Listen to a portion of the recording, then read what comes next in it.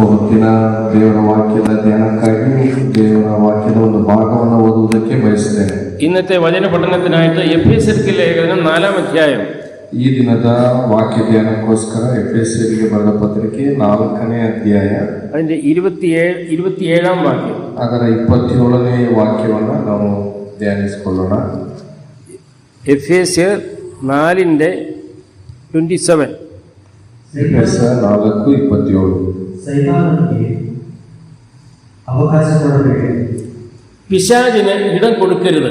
ಸೈತಾನನಿಗೆ ಅವಕಾಶ ಕೊಡಬೇಡಿರಿ. പിശാചിന് ഇടം കൊടുക്കരുത്. ಸೈತಾನನಿಗೆ ಅವಕಾಶ ಕೊಡಬೇಡಿರಿ. നാം ആരെങ്കിലും പിശാചിന് ഇടം കൊടുക്കുന്നുണ്ടോ? ನಾವು ಸೈತಾನನಿಗೆ ಅವಕಾಶ ಕೊಡ್ತಾ ಇದ್ದೀವಾ? ആരെങ്കിലും ഇവിടെ ഇരിക്കുന്നവരെ പിശാചിനെ വിളിച്ചിട്ടുണ്ടോ എന്റെ വീട്ടിൽ വരണമെന്ന്? ಇಲ್ಲಿ ಕುಳಿತಿರುವವರಲ್ಲಿ ಯಾರಾದರೂ ಸೈತಾನನಿಗೆ ನಿಮ್ಮ ಮನೆಗೆ ಕರೆದಿದ್ದೀರಾ? ആരും വിളിക്കുമെന്ന് എനിക്ക് തോന്നുന്നില്ല. ಯಾರು ಕರೆಯುವುದಿಲ್ಲ ಎಂಬುದಾಗಿ ನನಗೆ ಅನಿಸ್ತಾ ಇದೆ. നാളെ സാത്താൻ എന്റെ വീട്ടിൽ വാ, ഞാൻ ഒരു ഡിന്നർ ഒരുക്കുന്നുണ്ടെന്ന് ആരെങ്കിലും പറയും? ಸೈತಾನನೇ ನೀನು ನಮ್ಮ ಮನೆಗೆ ಬಾ, ನಿನಗೊಂದು ಔತಣವನ್ನು ಸಿದ್ಧಪಡಿಸ್ತೇನೆ ಎಂಬುದಾಗಿ ಯಾರಾದರೂ ಹೇಳ್ತಾರೆ. നമ്മൾ ആരും സാത്താനെ അങ്ങനെ അപ്രകാരം വിളിക്കുകയില്ല. ನಾವು ಯಾರು ಕೂಡ ಸೈತಾನನ್ನ ಆ ರೀತಿಯಾಗಿ ಆಹ್ವಾನಿಸುವುದಿಲ್ಲ.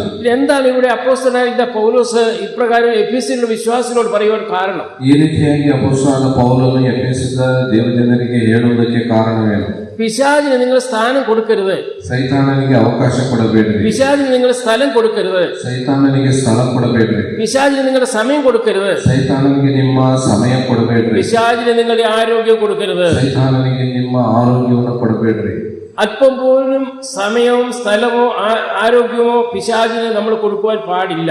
ಸ್ವಲ್ಪ ಕೂಡ ಸಮಯವಾಗಲಿ ಆರೋಗ್ಯವಾಗಲಿ ನಾವು ಸೈತಾನನಿಗೆ ಕೊಡಬಾರದು. എന്നാൽ നാം കൊടുക്കുന്നുണ്ടോ? ಆ ರೀತಿಯಾಗಿ ನಾವು ಕೊಡ್ತಾ ಇದ್ದೀವಾ? ഒരിക്കലും ഒരു കഥ ഞാൻ ഇപ്രകാരം കേട്ടിട്ടുണ്ട്. ಒಂದು ಕಥೆಯನ್ನು ಈ ರೀತಿಯಾಗಿ ನಾನು ಕೇಳಿದ್ದೇನೆ. ഒരു ബിൽഡിംഗ് വിൽക്കാനായിട്ട് എല്ലാ പരിപാടികളും ഒപ്പിച്ചു. ಒಂದು ಕಟ್ಟಡವನ್ನ ಮಾರುವುದಕ್ಕಾಗಿ ಎಲ್ಲ ವ್ಯವಸ್ಥೆ ಮಾಡಲಾಯಿತು. അതിന്റെ കാര്യങ്ങളെല്ലാം സംസാരിച്ചു കഴിഞ്ഞു. ಅದರ ಮಾತುಕತೆ ಎಲ್ಲ ಆಯಿತು. ആളിന്റെ വീട് വേറെ ആൾക്ക് വിൽക്കാൻ പോവുകയാണ്. ಒಬ್ಬ ವ್ಯಕ್ತಿ ತನ್ನ ಕಟ್ಟಡವನ್ನ ಬೇರೊಬ್ಬರಿಗೆ ಮಾರುತ್ತಾ ಇದ್ದಾರೆ. വിൽക്കുന്ന ആൾ പറഞ്ഞു, ಆ ಮಾರುವಂತ ವ್ಯಕ್ತಿ ಹೇಳಿದನು, എല്ലാം ഞാൻ അംഗീകരിച്ചിരിക്കുന്നു, ಎಲ್ಲವನ್ನು ನಾನು ಒಪ್ಪಿದ್ದೇನೆ, പക്ഷെ ഒരു കണ്ടീഷൻ ഉണ്ട്. ಆದ್ರೆ ಒಂದು ಕಂಡೀಷನ್ ಇದೆ.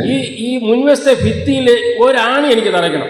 ಈ ಮುಂದೆ ಇರುವಂತ ಈ ಒಂದು ಗೋಡೆಯ ಮೇಲೆ ಒಂದು ಮೊಳೆ ಹೊಡಿಬೇಕು. ഒരാണി, ಒಂದು ಮೊಳೆಯನ್ನು ಹೊಡಿಬೇಕು. രണ്ട് വേണ്ട, ಎರಡು ಬೇಡ, ഒറ്റ ഒരാണി എനിക്ക് തറയ്ക്കണം. ಒಂದು ಮೊಳೆ ಮಾತ್ರ ಹೊಡಿಬೇಕು. അതിനുള്ള അനുവാദം എനിക്ക് ലഭിക്കണം. ಆ ಒಂದು ಅನುಮತಿ ನನಗೆ ಬೇಕು. വീട് നിങ്ങളുടെയാണ്, ಮನೆ ನಿಮ್ಮದೇ, അതൊക്കെ ശരിയാണ്. ಅದೆಲ್ಲ ಸರಿಯೇ. പക്ഷേ എനിക്കൊരു ആണി തറയ്ക്കാനുള്ള അനുവാദം നിങ്ങൾ എനിക്ക് തരണം. ಒಂದು ಮೊಳೆ ಹೊಡೆಯುವುದಕ್ಕೆ ಬೇಕಾಗಿರುವಂತ ಒಂದು ಪರ್ಮಿಷನ್ ಬೇಕು. അപ്പോൾ വാങ്ങിക്കുന്ന ആൾ പറഞ്ഞു, ಅದನ್ನು ಕೊಂಡುಕೊಳ್ಳುವಂತ ವ್ಯಕ್ತಿ ಹೇಳಿದನು, അതിന് ആണിയോ രണ്ടാണി തറച്ചോ കുഴപ്പമില്ല, ಒಂದು ಮೊಳೆಯನ್ನು ಎರಡು ಮೊಳೆ ಹೊಡೋದು ತೊಂದರೆ ಇಲ್ಲ. ആണി തറച്ചു, ಮೊಳೆ ಹೊಡೆದನು. വളരെ സന്തോഷമായിട്ട് മുൻപോട്ട് പോവുകയാണ്. ಬಹಳ ಸಂತೋಷವಾಗಿ ಮುಂದೆ ಹೋಗ್ತಾ ಇದ್ದಾರೆ. ഒരു ദിവസം രാവിലെ ആ വീട് വിറ്റ ആള് ഒരു സഞ്ചിക്കകത്ത് എന്തോ സാധനങ്ങളുമായിട്ട് ആണിയെ തൂക്കിയിട്ടു. ಒಂದು ದಿನ ಬೆಳಗಿನ ಸಮಯದಲ್ಲಿ ಆ ಮನೆ ಮಾರಿದಂತ ವ್ಯಕ್ತಿ ಒಂದು ಚೀಲದಲ್ಲಿ ಏನೋ ತಂದು ಅದನ್ನ ಆ ಒಂದು ಮೊಳೆಗೆ ತೂಗು ಹಾಕಿದನು. ആടിനെ വെട്ടി വിൽക്കുന്ന ഒരു ബിസിനസ്സുകാരനായിരുന്നു ആള്. ಈ ಒಂದು ಕುರಿಯನ್ನ ಕಡಿದು ಅದರ ಮಾಂಸವನ್ನ ಮಾರುವಂತ ವ್ಯಕ್ತಿಯಾಗಿದ್ದನು. അപ്പൊ അതിന്റെ തൊലി എന്ത് ചെയ്യും? ഈ ബാഗിനകത്ത് ഇട്ടിട്ട് ഇവിടെ തൂക്കി വെക്കും. ಅದರ ಒಂದು ಚರ್ಮವನ್ನ ಈ ಒಂದು ಬ್ಯಾಗ್ ನಲ್ಲಿ ಹಾಕಿ ಅದನ್ನ ಮೊಳೆಗೆ ತೂಗು ಹಾಕುತ್ತಾ ಇದ್ದನು. ഒരു ദിവസം കഴിഞ്ഞു, 2 ദിവസം കഴിഞ്ഞു, ಒಂದು ದಿನ ಆಯ್ತು, 2 ದಿನ ಆಯ್ತು. ഈച്ചകൾ വന്ന് പറ്റാൻ തുടങ്ങി. ಅಲ್ಲಿ ನೊಣಗಳೆಲ್ಲ ಬರೋದಕ್ಕೆ ಶುರುವಾಯಿತು. ദുർഗന്ധം വമിക്കുവാൻ തുടങ്ങി. ಅಲ್ಲಿ ದುರ್ವಾಸನೆ ಬರೋದಕ್ಕೆ വാങ്ങിച്ച ആളിന് അകത്തിരിക്കാൻ പറ്റാത്തൊരവസ്ഥ വന്നു. ಈ ಮನೆಯನ್ನು ಕೊಂಡುಕೊಂಡವನಿಗೆ ಒಳಗಡೆ ಕೂರುವುದಕ್ಕೆ ಆಗ್ತಾ ಇಲ್ಲ. വിറ്റ ആളിനെ വിളിച്ചു. ಈ ಒಂದು ಮನೆಯನ್ನ ಮಾರಿದವನನ್ನ ಕರೆದರು. നോക്ക് സഹോദര, എഗ്രിമെന്റ് വളരെ വ്യക്തമാണ്. ನೋಡು ಸಹೋದರನೇ, ಇದು ಬಹಳ ಬಹಳ ವ್ಯಕ್ತವಾಗಿದೆ. എഗ്രിമെന്റിൽ വളരെ വ്യക്തമായിട്ട് എഴുതിയിരിക്കുന്ന കാര്യമാണ്. ಈ ಅಗ್ರಿಮೆಂಟ್ ಅಲ್ಲಿ ಬಹಳ ಸ್ಪಷ್ಟವಾಗಿ ಬರೆದಿದೆ, ഒരു ആണി എനിക്ക് തറയ്ക്കണം. ಒಂದು ಮೊಳೆಯನ್ನ ಹೊಡಿಬೇಕು ಎಂಬುದಾಗಿ അതിന് നിങ്ങൾ സമ്മതിച്ചതുമാണ്. ಅದಕ್ಕೆ ನೀವು ಒಪ್ಪಿಕೊಂಡಿದ್ದೀರಿ. അത് എഗ്രിമെന്റിൽ എഴുതിയിരിക്കുന്ന കാര്യമാണ്. ಅದು ಅಗ್ರಿಮೆಂಟ್ ನಲ್ಲಿ ಬರೆದಿದೆ. പക്ഷെ ആണി തറച്ചുകൊണ്ട് എന്ത് പറ്റി? ಈ ಒಂದು ಮೊಳೆಯನ್ನ ಹೊಡೆದಕ್ಕೆ ಏನಾಯಿತು? വാങ്ങിച്ചാളിന് അതിനകത്ത് ജീവിക്കാൻ പറ്റാത്തൊരവസ്ഥ വന്നു. ಇದನ್ನು ಕೊಂಡುಕೊಂಡಂತ ವ್ಯಕ್ತಿಗೆ ಆ ಮನೆಯಲ್ಲಿ ವಾಸ ಮಾಡೋದಕ್ಕೆ ಆಗದಂತ ಸ್ಥಿತಿ ಬಂತು. ഒരുപക്ഷെ ഞാൻ പറഞ്ഞത് നിങ്ങൾക്ക് മനസ്സിലാക്കാന്ന് വിചാരിക്കുന്നു. ನಾನು ಹೇಳೋದು ನಿಮಗೆ ಅರ್ಥ ಆಗ್ತಾ ಇರಬಹುದು. നമ്മുടെ വിശ്വാസ ജീവിതത്തിൽ ನಮ್ಮ ನಂಬಿಕೆ ಜೀವಿತದಲ್ಲಿ ഒരു ആണി സ്ഥാനം നമ്മൾ സൈത്താന് നാം കൊടുക്കുന്നുവെങ്കിൽ ಒಂದು ಮೊಳೆಯಷ್ಟು ಜಾಗವನ್ನ ಸೈತಾನಿಗೆ ಕೊಟ್ರೆ ഒരുപക്ഷെ ഒരു ആണി മാത്രമായിരിക്കാം. ಅದು ಒಂದು ಮೊಳೆಯಷ್ಟು ಜಾಗ ಇರಬಹುದು. ആ ആണി മുഖാന്തരം നമ്മുടെ ദൈവത്തിന് നമ്മുടെ ഹൃദയത്തിന് സൂര്യവിഹാരം ചെയ്യുവാൻ തക്കോണം കഴിയുകയില്ല. ಆ ಒಂದು ಮೊಳೆಯ ನಿಮಿತ್ತವಾಗಿ ದೇವರು ಸಂತೋಷವಾಗಿ ನಮ್ಮ ಒಂದು ಹೃದಯದಲ್ಲಿ ವಾಸ ಮಾಡೋದಕ್ಕೆ ಸಾಧ್ಯವಾಗದಂತ ಸ್ಥಿತಿ ಬರಬಹುದು. അതുകൊണ്ട് ഒരിക്കലും നാം സാത്താന് നമ്മുടെ ഹൃദയത്തിൽ നമ്മുടെ ജീവിതത്തിൽ ഇടം കൊടുക്കുവാൻ പാടില്ല. ಯಾವ ಕಾರಣದಿಂದಾಗಲಿ ನಾವು ಸೈತಾನಿಗೆ ನಮ್ಮ ಜೀವಿತದಲ್ಲಿ ಅವಕಾಶ ಕೊಡಬಾರದು. അത് മാത്രമല്ല, ಅದು ಮಾತ್ರವಲ್ಲದೆ ഈ സാത്താൻ നമ്മുടെ ചുറ്റിനും വന്നുകൊണ്ടിരിക്കുകയാണ്. ಸೈತಾನನು ನಮ್ಮ ಸುತ್ತಲೂ ಬರ್ತಾ ಇದ್ದಾನೆ. ഇയ്യോബിന്റെ പുസ്തകത്തിലേക്ക് നാം കടന്നു വരുമ്പോൾ ನಾವು ಯೋಬನ ಗ್ರಂಥಕ್ಕೆ ಬರುವುದಾದರೆ അവിടെ നമുക്ക് കാണുവാൻ കഴിയുന്നത്, ಅಲ್ಲಿ ನಾವು ನೋಡುವಂತದ್ದೇನೆಂದ್ರೆ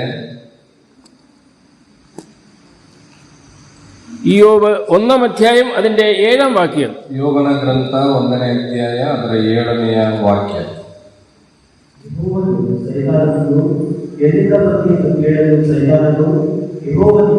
ಭೂಲೋಕದಲ್ಲಿ ಸಂಚರಿಸುತ್ತಾ ಅಲ್ಲಲ್ಲಿ ತಿರುಗುತ್ತಾ ಇದು ಬಂದೆಂದು യഹോവ സാത്താനോട് ഒരു ചോദ്യം ചോദിക്കുകയാണ്. ಯೆಹೋವನು ಸೈತಾನನಲ್ಲಿ ಒಂದು ಪ್ರಶ್ನೆಯನ್ನು ಕೇಳುತ್ತಾನೆ, നീ എവിടെ നിന്നാ വരുന്നത്? ನೀನು ಎಲ್ಲಿಂದ ಬಂದಿ? അപ്പോൾ പറയുന്നത്, ಆಗ ಹೇಳುವಂತದ್ದು, ഞാൻ ഭൂമിയിൽ ഊടാടി സഞ്ചരിച്ചിട്ട് വരുന്നു എന്ന് ഉത്തരം പറഞ്ഞു. ಭೂಲೋಕದಲ್ಲಿ ಸಂಚರಿಸುತ್ತಾ ಅಲ್ಲಲ್ಲಿ ತಿರುಗುತ್ತಾ ಇದ್ದು ಬಂದೇನು ಎಂದು ಹೇಳಿದನು. നമ്മുടെ ഓരോരുത്തരുടെ ഭവനത്തിന് ചുറ്റിനും ഊടാടി സഞ്ചരിക്കുന്ന ഒരു വ്യക്തി ഉണ്ടെങ്കിൽ ആ വ്യക്തി സാത്താനാണ്. ನಮ್ಮ ಮನೆಯ ಸುತ್ತಲೂ ಈ ರೀತಿಯಾಗಿ ಓಡಾಡುತ್ತಾ ಸಂಚರಿಸುವಂತ ಒಬ್ಬ ವ್ಯಕ್ತಿ ಇದ್ದರೆ ಅದು ಸೈತಾನನೇ. ആ ഊടാടി സഞ്ചരിക്കുന്ന വ്യക്തി, ആ സാത്താൻ നമ്മുടെ ഭവനത്തിന്റെ ഉള്ളിൽ കയറുവാൻ വളരെ ശ്രമിക്കുന്നുണ്ടെന്നുള്ള കാര്യം നമ്മൾ ഒരിക്കലും മറന്നു പോകരുത്. ಆ ನಮ್ಮ ಮನೆಯ ಸುತ್ತಲೂ ಓಡಾಡುತ್ತಾ ಸಂಚರಿಸುತ್ತಿರುವಂತ ಸೈತಾನನು ನಮ್ಮ ಮನೆಯೊಳಗೆ ಪ್ರವೇಶಿಸುವುದಕ್ಕೆ ಅವಕಾಶವನ್ನ ಕಾಯ್ತಾ ಇದ್ದಾನೆ. കൂടുതൽ ആരുടെ ഭവനത്തിന് ചുറ്റുമാണ് ഊടാടി സഞ്ചരിക്കുന്നതെന്ന് അറിയാമോ? ಹೆಚ್ಚಾಗಿ ಯಾರ ಮನೆಯ ಸುತ್ತಲೂ ಓಡಾಡುತ್ತಾ ಸಂಚರಿಸುತ್ತಾನೆ ಎಂಬುದು ನಿಮಗೆ ಗೊತ್ತಾ? ദൈവഭക്തന്മാരുടെ വീടുകളിലേക്ക് കയറുവാനാണ് സാത്താൻ ആഗ്രഹിക്കുന്നത്. ದೇವರ ಭಕ್ತರ ಮನೆಯಲ್ಲಿ ಪ್ರವೇಶಿಸುವುದಕ್ಕೆ ಸೈತಾನನು ಬಹಳವಾಗಿ ಪ್ರಯತ್ನ നാം ಮಾಡುತ್ತಾನೆ. പ്രാർത്ഥിക്കുന്നവരാണോ? ನಾವು ಪ್ರಾರ್ಥನೆ നാം ಮಾಡುವವರಾಗಿದ್ದರೆ, ദൈവസന്നിധിയിൽ ഇരിക്കുന്നവരാണോ? ನಾವು ದೇವರ ಸನ್ನಿಧಿಯಲ್ಲಿ ಕೂತುಕೊಳ್ಳುವವರಾದರೆ, നാം ബൈബിൾ സ്റ്റഡിക്കായിട്ട് റെഗുലറായിട്ട് കടന്നു വരണമെന്നുള്ള ആഗ്രഹം നമ്മുടെ ജീവിതത്തിലുണ്ടോ?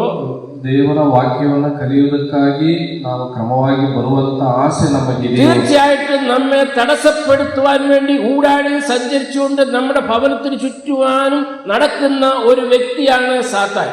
ನಿಜವಾಗಲೂ ಸೈತಾನನು ನಮ್ಮನ್ನ ದೇವರ ವಾಕ್ಯ ಕಲಿಯದಂತೆ ಅಡ್ಡಿಪಡಿಸುವುದಕ್ಕಾಗಿ ಓಡಾಡುತ್ತಾ ಸಂಚರಿಸುವಂತವನಾಗಿದ್ದಾನೆ. കർത്താവായ യേശുക്രിസ്തു തന്റെ ശിഷ്യന്മാരോട് പറഞ്ഞു, ಕರ್ತನಾದ ಯೇಸು ಕ್ರಿಸ್ತನು ತನ್ನ ಶಿಷ್ಯರಿಗೆ ಹೇಳಿದನು, നിങ്ങൾ ഭൂലോകത്തൊക്കെയും പോയി സുവിശേഷം അറിയിക്കണമെന്ന് പറഞ്ഞു. ನೀವು ಭೂಮಿಯ ಕಡೆಯವರೆಗೂ ಹೋಗಿ ಸುವಾರ್ತೆಯನ್ನು ಸಾರಿರಿ ಎಂದು ಹೇಳಿದನು. നമ്മൾ ആരും അതിന് ഭൂലോകത്തിലൊന്നും പോയി സുവിശേഷം അറിയിക്കുന്നില്ല. ನಾವು ಯಾರು ಕೂಡ ಭೂಮಿಯ ಕಡೆಗೆಲ್ಲ ಹೋಗಿ ಸುವಾರ್ತೆಯನ್ನು ಸಾರ್ತಾ ಇಲ್ಲ. എന്നാൽ ഒരു വ്യക്തി സുവിശേഷം അറിയിക്കുന്നുണ്ട്. ಆದ್ರೆ ಒಬ್ಬ ವ್ಯಕ್ತಿ ಸುವಾರ್ತೆಯನ್ನು ಸಾರ್ತಾ ಇಲ್ಲ. അത് സുവിശേഷമല്ല, ಅದು ಸುವಾರ್ತೆ ಅಲ್ಲ, അത് നമുക്ക് പറയാൻ പറ്റും ദുർവിശേഷം. ಅದು ಕೆಟ್ಟದಾದಂತ ಒಂದು ಸಂದೇಶ. ആ വിശേഷമായിട്ട് സാത്താൻ ഊടാടി സഞ്ചരിക്കുകയാണ്. ಆ ಕೆಟ್ಟ ಸಂದೇಶವಾಗಿ ಸೈತಾನನು ಓಡಾಡುತ್ತಾ ಸಂಚರಿಸುತ್ತಾನೆ. വാസ്തവത്തിൽ കർത്താവ് നമ്മളോട് പറഞ്ഞത് നിങ്ങൾ ഊടാടി സഞ്ചരിക്കണം സുവിശേഷവുമായിട്ട്. ನಿಜ ಹೇಳಬೇಕಂದ್ರೆ ಕರ್ತನು ನಮಗೆ ಹೇಳಿದ್ದಾನೆ, ನಾವು ಭೂಮಿಯ ಕಡೆಯವರೆಗೂ ಸುವಾರ್ತೆಯನ್ನು ಸಾರಬೇಕೆಂಬುದಾಗಿ. എന്നാൽ സാത്താൻ ಆದರೆ ಸೈತಾನನು ദുർവർത്തമാനവുമായി ಆತನು ಕೆಟ್ಟ ವಾರ್ತೆಯಾಗಿ നമ്മെ ദൈവത്തിൽ നിന്നും അകറ്റണം എന്നുള്ളതായിരിക്കുന്ന ഒരേ ലക്ഷ്യം വെച്ചുകൊണ്ട് ನಮ್ಮನ್ನು ದೇವರಿಂದ ದೂರ ಮಾಡಬೇಕೆಂಬ ಒಂದೇ ಗುರಿ ಇಟ್ಟುಕೊಂಡು അവൻ ദുർവർത്തമാനം പ്രചരിപ്പിച്ചുകൊണ്ടിരിക്കുകയാണ്. അവൻ ഊടാടി സഞ്ചരിച്ചുകൊണ്ടിരിക്കുകയാണ്. ಅವನು ಕೆಟ್ಟ ವಾರ್ತೆಯನ್ನ ಹರಡುತ್ತಾ ಇದ್ದಾನೆ, ಓಡಾಡುತ್ತಾ ಸಂಚರಿಸುತ್ತಾ ಇದ್ದಾನೆ. ഇത് നമ്മുടെ ജീവിതത്തിൽ താൻ പ്രവർത്തിച്ച് ഫലിക്കുന്നുണ്ടോ? ಆ ರೀತಿಯಾಗಿ ಸೈತಾನನು ನಮ್ಮ ಜೀವಿತದಲ್ಲಿ ಕಾರ್ಯ ಮಾಡಿ ಅವನು ಅದರಲ್ಲಿ ಸಫಲನಾಗ್ತಾ ಇದ್ದಾನೆ. പ്രിയ വെസ്ലി സഹോദരൻ പറഞ്ഞ പോലെ എന്തുകൊണ്ട് നമുക്ക് സമയത്തിന് വരാൻ കഴിയുന്നില്ല? ಪ್ರಿಯ ವೆಸ್ಲಿ ಅಂಕಲ್ ಅವರು ಹೇಳಿದ ಹಾಗೆ ಯಾಕೆ ನಮಗೆ ಸಮಯಕ್ಕೆ ಸರಿಯಾಗಿ ಬರಲಿಕ್ಕೆ ಆಗ್ತಾ ಇಲ್ಲ? ട്രെയിൻ പോകുന്നത് 10 മണിയാണെങ്കിൽ നമ്മൾ 9 പോയി പ്ലാറ്റ്ഫോമിൽ പോയി ഇരിക്കും. ನಮ್ಮ ಒಂದು ಟ್ರೈನ್ 10 ಗಂಟೆಗೆ ಇದ್ರೆ ನಾವು 9:30 ಹೋಗಿ ಅಲ್ಲಿ ಕಾಯ್ತೇವೆ. ഡോക്ടർ അപ്പോയിന്റ്മെന്റ് വാങ്ങിച്ചതിന് ശേഷം അരമണിക്കൂർ മുമ്പേ നമ്മൾ പോയി ഇരിക്കും. ಡಾಕ್ಟರ್ ಬಳಿಯಲ್ಲಿ ವೈದ್ಯರ ಬಳಿಯಲ್ಲಿ ಅಪಾಯಿಂಟ್ಮೆಂಟ್ ತಗೊಂಡ್ಮೇಲೆ ಅರ್ಧ ಗಂಟೆ ಮುಂಚಿತವಾಗಿ ಹೋಗಿ ಕಾಯ್ತೇವೆ. ആരാണ് ഈ പ്രകാരം നമുക്ക് ലേറ്റ് ആയിട്ട് ഇവിടെ വരുവാൻ കൊണ്ട് നമുക്ക് പ്രേരണ തരുന്ന ശക്തി വ്യക്തി ആരാണ്? ನಾವು ಈ ರೀತಿಯಾಗಿ ತಡವಾಗಿ ಬರುವಂತೆ ನಮ್ಮನ್ನ ಪ್ರೇರೇಪಿಸುವಂತ ಶಕ್ತಿಪಡಿಸುವಂತ ವ್ಯಕ್ತಿ ಯಾರು? നമുക്ക് ബൈബിൾ പഠിക്കണമെന്ന് ആഗ്രഹമുണ്ട്. ನಮಗೆ ಸತ್ಯವೇದವನ್ನ ಕಲಿಯಬೇಕೆಂಬ ಒಂದು ಆಸೆ ಇದೆ. പ്രാർത്ഥനാ കൂട്ടത്തിലെ കടന്നു വരണമെന്ന് ആഗ്രഹമുണ്ട്. ಪ್ರಾರ್ಥನಾ ಒಂದು ಅನ್ಯೋನ್ಯತೆಗೆ ಬರಬೇಕೆಂಬ ಆಸೆ ಇದೆ. ഇതെല്ലാം നമുക്കുണ്ട്. ಇದೆಲ್ಲ ನಮಗಿದೆ. എന്നാൽ ആരാണ് നമ്മെ തടസ്സപ്പെടുത്തുന്നത്? ಆದರೂ ಕೂಡ ಯಾರು ನಮ್ಮನ್ನ ಅಡ್ಡಿಪಡಿಸ್ತಾ ಇರುವಂತದ್ದು? നമ്മെ തടസ്സപ്പെടുത്തുന്നത് നമ്മളല്ല. ನಮ್ಮನ್ನ ಅಡ್ಡಿಪಡಿಸ್ತಾ ಇರುವಂತದ್ದು ನಾವಲ್ಲ. പിന്നെ എന്താണ് നമ്മളെ തടസ്സപ്പെടുത്തുന്നത്? ನಮ್ಮನ್ನ ಅಡ್ಡಿಪಡಿಸ್ತಿರುವಂತದ್ದು ಏನು? നമ്മൾ ആ സാത്താന്റെ ചില സ്വഭാവങ്ങള് നമ്മുടെ ജീവിതത്തിൽ നാം അനുകരിക്കുവാൻ സ്റ്റാർട്ട് ചെയ്യുമ്പോൾ നമ്മുടെ ജീവിതത്തിൽ അത് സംഭവിക്കുന്നു. ಸೈತಾನನ ಕೆಲವು ಸ್ವಭಾವವನ್ನ ನಮ್ಮ ಜೀವಿತದಲ್ಲಿ ನಾವು ಅಳವಡಿಸಿಕೊಂಡು ಅದನ್ನ ಅನುಸರಿಸುವಾಗ ಈ ರೀತಿಯಾದ ಅಡ್ಡಿಗಳು ಉಂಟಾಗ್ತದೆ. ഇവിടെ ഊടാടി സഞ്ചരിക്കുന്ന ഇയ്യോബിനെ കുറിച്ച് അതിന്റെ 8ാം വാക്യത്തിൽ നാം കാണുന്നുണ്ട്. ಇಲ್ಲಿ 8ನೆಯ ವಾಕ್ಯದಲ್ಲಿ ನಾವು ಗಮನಿಸುವಾಗ അവിടെ എത്രയോ പേർ ജീവിച്ചു ഇരിപ്പുണ്ടായിരുന്നു. ಅಲ್ಲಿ ಎಷ್ಟೋ ಜನರು ಇದ್ರು ഇല്ലേ? ಇಲ್ವಾ? എന്തിനാ ഈ ഇയ്യോബിന്റെ പിന്നാലെ നടക്കുന്നതിന് കാരണം എന്തുവാ? ಯಾಕೆ ಯೋಬನ ಹಿಂದೆ ಹೋಗ್ತಾ ಇರುವಂತದ್ದು? അതിനൊരു കാരണമുണ്ട്. ಅದಕ್ಕೊಂದು ಕಾರಣ ಇದೆ. അതിന്റെ 8ാം വാക്യത്തിൽ പറയുന്നത്, ಅದು 8ನೇ ವಾಕ್ಯದಲ್ಲಿ യഹോവ സാത്താനോട് പറയുകയാണ്, ಯೆಹೋವನು ಸೈತಾನನ ಬಳಿಯಲ್ಲಿ ಹೇಳುತ್ತಿದ್ದಾನೆ. ഇയ്യോബിനെ കുറിച്ച് നല്ലൊരു സർട്ടിഫിക്കറ്റ് കൊടുക്കുകയാണ് ദൈവം. ಯೋಬನ ಕುರಿತಾಗಿ ಒಂದು ಉತ್ತಮವಾದ ಸರ್ಟಿಫಿಕೇಟ್ ಕೊಡ್ತಾ ಇದ್ದಾನೆ. എന്റെ ദാസനാണ് അവൻ. ಅವನು ನನ್ನ ದಾಸನಾಗಿದ್ದಾನೆ. ഇയ്യോബ് എന്റെ ദാസനാണ്. ಅವನು ನನ್ನ ದಾಸನಾಗಿದ್ದಾನೆ. അത് മാത്രമല്ല, ಅಷ್ಟೇ ಅಲ್ಲದೆ ഇയ്യോബിന്റെ മേൽ നീ ദൃഷ്ടി വെച്ചുവോ? ನನ್ನ ದಾಸನಾದ ಯೋಬನ ಮೇಲೆ ಗಮನವಿಟ್ಟಿಯಾ? അവൻ ഈ സാത്താന്റെ ദൃഷ്ടി ആരുടെ മേലായിരുന്നു? ಈ ಒಂದು ಸೈತಾನನ ದೃಷ್ಟಿ ಯಾರ ಮೇಲೆ ಇತ್ತು? ഇയ്യോബിന്റെ മേൽ. ಯೋಬನ ಮೇಲೆ. അങ്ങനെയെങ്കിൽ ഞാനൊരു ചോദ്യം ചോദിക്കാൻ ആഗ്രഹിക്കുകയാണ്. ಹಾಗಾದ್ರೆ ನಾನು ಒಂದು ಪ್ರಶ್ನೆ ಕೇಳೋದಕ್ಕೆ ಬಯಸುತ್ತೇನೆ. നാം ബൈബിൾ സ്റ്റഡിക്ക് കടന്നു വരുവാൻ കൊണ്ട് നാം അല്പം വിമുഖത കാണിക്കുന്നുവെങ്കിൽ, ನಾವು ದೇವರ ವಾಕ್ಯವನ್ನು ಕಲಿಯುವುದಕ್ಕೆ ಬರುವುದಕ್ಕೆ ಸ್ವಲ್ಪ ಅಸಡ್ಡೆ ಮಾಡುವುದಾದರೆ, നാം പ്രാർത്ഥനയ്ക്കായിട്ട് അല്പം വിമുഖത നമ്മുടെ ജീവിതത്തിൽ കടന്നു വരുന്നുവെങ്കിൽ, ಪ್ರಾರ್ಥನೆಗಾಗಿ ಸೇವೆ ಬರುವುದಕ್ಕೆ ಸ್ವಲ್ಪ ನಮ್ಮಲ್ಲಿ ಅಸಡ್ಡೆ ಉಂಟಾಗುವುದಾದರೆ, ഇയ്യോബിന്റെ മേൽ ഒരു വ്യക്തി ദൃഷ്ടി വെച്ചതുപോലെ നമ്മുടെ ഓരോരുത്തരുടെയും ജീവിതത്തിൽ അവന്റെ ദൃഷ്ടി വെക്കുവാൻ അവൻ ആരംഭിച്ചിരിക്കുകയാണ്. ಯೋಬನ ಜೀವಿತದಲ್ಲಿ ಗಮನವಿಟ್ಟ ರೀತಿಯಲ್ಲಿ ನಮ್ಮ ಒಬ್ಬೊಬ್ಬರ ಜೀವಿತದಲ್ಲಿಯೂ ಗಮನವಿಡುವಂತ ಒಬ್ಬ ವ್ಯಕ್ತಿ ಇದ್ದಾನೆ. ഇയ്യോബിനെ കുറിച്ച് എന്താണ് പറഞ്ഞത് എനിക്കറിയാമോ? ಯೋಬನ ಕುರಿತಾಗಿ ಹೇಳಿದ ಮಾತುಗಳೇನು? അവനെ പോലെ നിഷ്കളങ്കനും, ಅವನ ರೀತಿಯಲ್ಲಿರುವಂತ ಭಕ್ತಿಯುಳ್ಳವನು, അവനെ പോലെ നേരുള്ളവനും, ನಿರ್ದೋಷಿಯು, അവനെ പോലെ ദൈവഭക്തനും, ಯಥಾರ್ಥ ಚಿತ್ತನು, അവനെ പോലെ ദോഷം വിട്ടകലുന്നവനും, ನಿರ್ದೋಷಿಯಾಗಿರುವವನು, നിരാകരിಸುವವನು. ഭൂമിയിൽ ആരും ഇല്ലല്ലോ. ഭൂമിಯಲ್ಲಿ ಯಾರು ಇಲ್ಲವಲ್ಲ. അപ്പൊ ഭൂമിയിൽ ഒരേ ഒരു വ്യക്തിയാണ് നിഷ്കളങ്കനായിട്ട്, നീതിമാനായിട്ട്, നേരുള്ളവനായിട്ട്, ദൈവഭക്തനായിട്ടുള്ളത്. ಇಲ್ಲಿ ಭೂಮಿಯ ಮೇಲೆ ಯೋಬನು ಒಬ್ಬ ನಿರ್ದೋಷನು, ಯಥಾರ್ಥನು, ಕೆಟ್ಟದನ್ನು ನಿರಾಕರಿಸುವವನು, ಭಯಭಕ್ತಿಯುಳ್ಳವನಾಗಿದ್ದನು. അവനെ തേടി ഇയ്യോബ് പാർക്കുന്ന സ്ഥലത്തേക്ക് സാത്താൻ പോവുകയാണ്. ಯೋಬನು ಇರುವಂತ ಸ್ಥಳಕ್ಕೆ ಸೈತಾನನು ಹೋಗ್ತಾ ಇದ್ದಾನೆ. ഞാൻ ചോദിക്കട്ടെ, പോകുന്ന വഴി വേറെ ആൾക്കാരും ഇല്ലായിരുന്നു? ಹೋಗುವಂತ ದಾರಿಯಲ್ಲಿ ಬೇರೆ ಯಾರು ಜನರಿರ್ಲಿಲ್ವಾ? ഉണ്ടായിരുന്നു. ಇದ್ರು. ഒത്തിരി പേരുണ്ട്. ಜಾಸ್ತಿ ಜನ ಇದ್ರು. ഒരു പക്ഷേ ലക്ഷോപലക്ഷം ജനങ്ങളുണ്ട്. ಲಕ್ಷಗಟ್ಟಲೆ ಜನರಿದ್ದಿರಬಹುದು. സാത്താൻ അവരെ ആർക്കും വേണ്ട. ಸೈತಾನಿಗೆ ಅವರು ಯಾರು ಬೇಡ. സാത്താൻ ആരെയാണ് വേണ്ടിയത്? ಸೈತಾನಿಗೆ ಯಾರು ಬೇಕಾಗಿದ್ದು? ആ ദൈവസന്നിധിയിൽ നിഷ്കളങ്കനായ ഒരുവൻ, സന്നിധിಯಲ್ಲಿ ನಿಷ್ಕಳಂಕನಾಗಿರುವ നീതിമാനായ ഒരുവൻ, നീതിವಂತನಾಗಿರುವವನು, ദോഷം വിട്ടകലെന്ന ഒരുവൻ, ನಿರ್ದೋಷಿಯಾಗಿರುವಂತವನು. അങ്ങനെയുള്ള വ്യക്തിയാണ് സാത്താൻ വേണ്ടിയത്. ಅಂತ ವ್ಯಕ್ತಿ ಸೈತಾನನಿಗೆ ಬೇಕಾಗಿ ಎಚ್ಚರಿಕೆಯಾಗಿದೆ. സൂക്ഷിക്കുക പ്രിയരെ, ನಾವು ಬಹಳ ಎಚ್ಚರಿಕೆಯಿಂದ ഇത് നമുക്ക് ഏവർക്കും ഒരു അപായ സൂചനയായിട്ടിരിക്കട്ടെ. ಎಲ್ಲರಿಗೂ ಕೂಡ ಇದೊಂದು ಅಪಾಯದ ಸೂಚನೆಯಾಗಿರಲಿ. ഇതൊരു വാണിംഗ് ആയിട്ടിരിക്കട്ടെ. ಇದು ನಮಗೆ ಎಚ್ಚರಿಕೆಯಾಗಿರಲಿ. ഏതെങ്കിലും രീതിയിൽ ദൈവത്തിന് കൊടുക്കേണ്ടതായിരിക്കുന്ന ആ ഒരു സ്ഥാനം നാം ദൈവത്തിന് കൊടുക്കുന്നില്ലെങ്കിൽ, ಯಾವುದಾದ್ರೂ ರೀತಿಯಲ್ಲಿ ದೇವರಿಗೆ ಕೊಡಬೇಕಾದಂತ ಸ್ಥಾನವನ್ನ ದೇವರಿಗೆ ಕೊಡದೇ ಇದ್ದರೆ ശ്രദ്ധിക്കുക. ಗಮನ ಇಟ್ಟು ಕೇಳಿ. നമ്മുടെ മേൽ ദൃഷ്ടി വെച്ചിരിക്കുന്ന ഒരുവനുണ്ട്, അവൻ സാത്താനാണ്. ನಮ್ಮನ್ನ ಗಮನಿಸ್ತಾ ಇರುವಂತ ದೃಷ್ಟಿ ಇಟ್ಟಿರುವಂತ ಒಬ್ಬನಿದ್ದಾನೆ, ಅವನು ಸೈತಾನನು. നമുക്ക് നമ്മുടെ ജീവിതത്തിലേക്ക് നമുക്ക് തിരിഞ്ഞു നോക്കാം. ನಮ್ಮ ಜೀವಿತವನ್ನ ನಾವು ಪರಿಶೋಧಿಸಿಕೊಳ್ಳೋಣ. എന്താണ് പറയുന്നത്? ಏನು ಹೇಳ್ತಾ ಇದೆ? ദോഷം വിട്ടകലുന്നവനും ഭൂമിയിൽ ആരും ഇല്ലല്ലോ എന്ന് അരുളി ചെയ്തു. ಇಲ್ಲಿ ದೇವರಲ್ಲಿ ಭಯಭಕ್ತಿ ಉಳ್ಳವನಾಗಿ ಕೆಟ್ಟದ್ದನ್ನು ನಿರಾಕರಿಸುತ್ತಾ ನಿರ್ದೋಷಿ ಯಥಾರ್ಥ ಚಿತ್ತನೂ ಆಗಿದ್ದಾನೆ, ಅವನಿಗೆ ಸಮಾನನು ಭೂಲೋಕದಲ್ಲಿ ಎಲ್ಲಿಯೂ ಸಿಕ್ಕುವುದಿಲ್ಲ ಎಂದು ಸೈತಾನನಿಗೆ ಹೇಳಿದನು. ಅದೇ ಪ್ರಿಯರೇ, നാം ദൈവസന്നിധിയിൽ കടന്നു വന്ന് ನಾವು ದೇವರ ಸನ್ನಿಧಿಯಲ್ಲಿ ಬಂದು ദൈവവചനം പഠിക്കുവാനായിട്ട് നാം ആഗ്രഹം വെക്കുമ്പോൾ, ದೇವರ ವಾಕ್ಯವನ್ನು ಕಲಿಯುವುದಕ್ಕಾಗಿ ಮನಸ್ಸಿಡುವಾಗ, അങ്ങനെ നമ്മളുടെ മേലാണ് സാത്താൻ ദൃഷ്ടി വെച്ചിരിക്കുന്നത്. ಆ ಕಾರಣದಿಂದ ಸೈತಾನನು ನಮ್ಮ ಮೇಲೆ ದೃಷ್ಟಿ ಇಟ್ಟಿದ್ದಾನೆ. അത് നാം മനസ്സിലാക്കേണ്ടിയിരിക്കുന്നു. ಅದನ್ನ ನಾವು ಚೆನ್ನಾಗಿ ಅರ್ಥ ಮಾಡಿಕೊಳ್ಳಬೇಕು. സാത്താൻ വളരെ ചലാക്കാണ്, വളരെ വഞ്ചകനാണ് സാത്താൻ. ಸೈತಾನನು ಬಹಳ ವಂಚಕನಾಗಿದ್ದಾನೆ. നമ്മൾ ആരാധനയ്ക്ക് ഇരിക്കുമ്പോൾ, ನಾವು ಆರಾಧನೆಗೆ ಕುಳಿತಿರುವಾಗ, കുഞ്ഞുങ്ങൾ കരയുമ്പോൾ, ಮಕ್ಕಳು ಅಳುವಾಗ, പക്ഷെങ്കിൽ പറയുക കുഞ്ഞിനെ എടുത്തോണ്ട് പോകുന്നു പറയും വെളിയിലോട്ട്. ಆ ಮಗುವನ್ನ ಎತ್ಕೊಂಡು ಹೊರಗಡೆ ಹೋಗಿ ಅಂತ ಹೇಳ್ತಾರೆ. കാരണം അത് ഡിസ്റ്റർബൻസ്. ಆ ಮಗುವಿನ ಅಳು ಉಳಿದವರಿಗೆ ಅದು ಡಿಸ್ಟರ್ಬೆನ್ಸ್ ಆಗಿದೆ. നമ്മൾ വചനം സംസാരിച്ചുകൊണ്ടിരിക്കുമ്പോൾ കുഞ്ഞുങ്ങള് കരയുകയാണെന്ന് പറഞ്ഞു കഴിഞ്ഞാൽ തള്ളമാരെ എടുത്തോണ്ട് പോകുന്നത് സ്വാഭാവികമാണ്.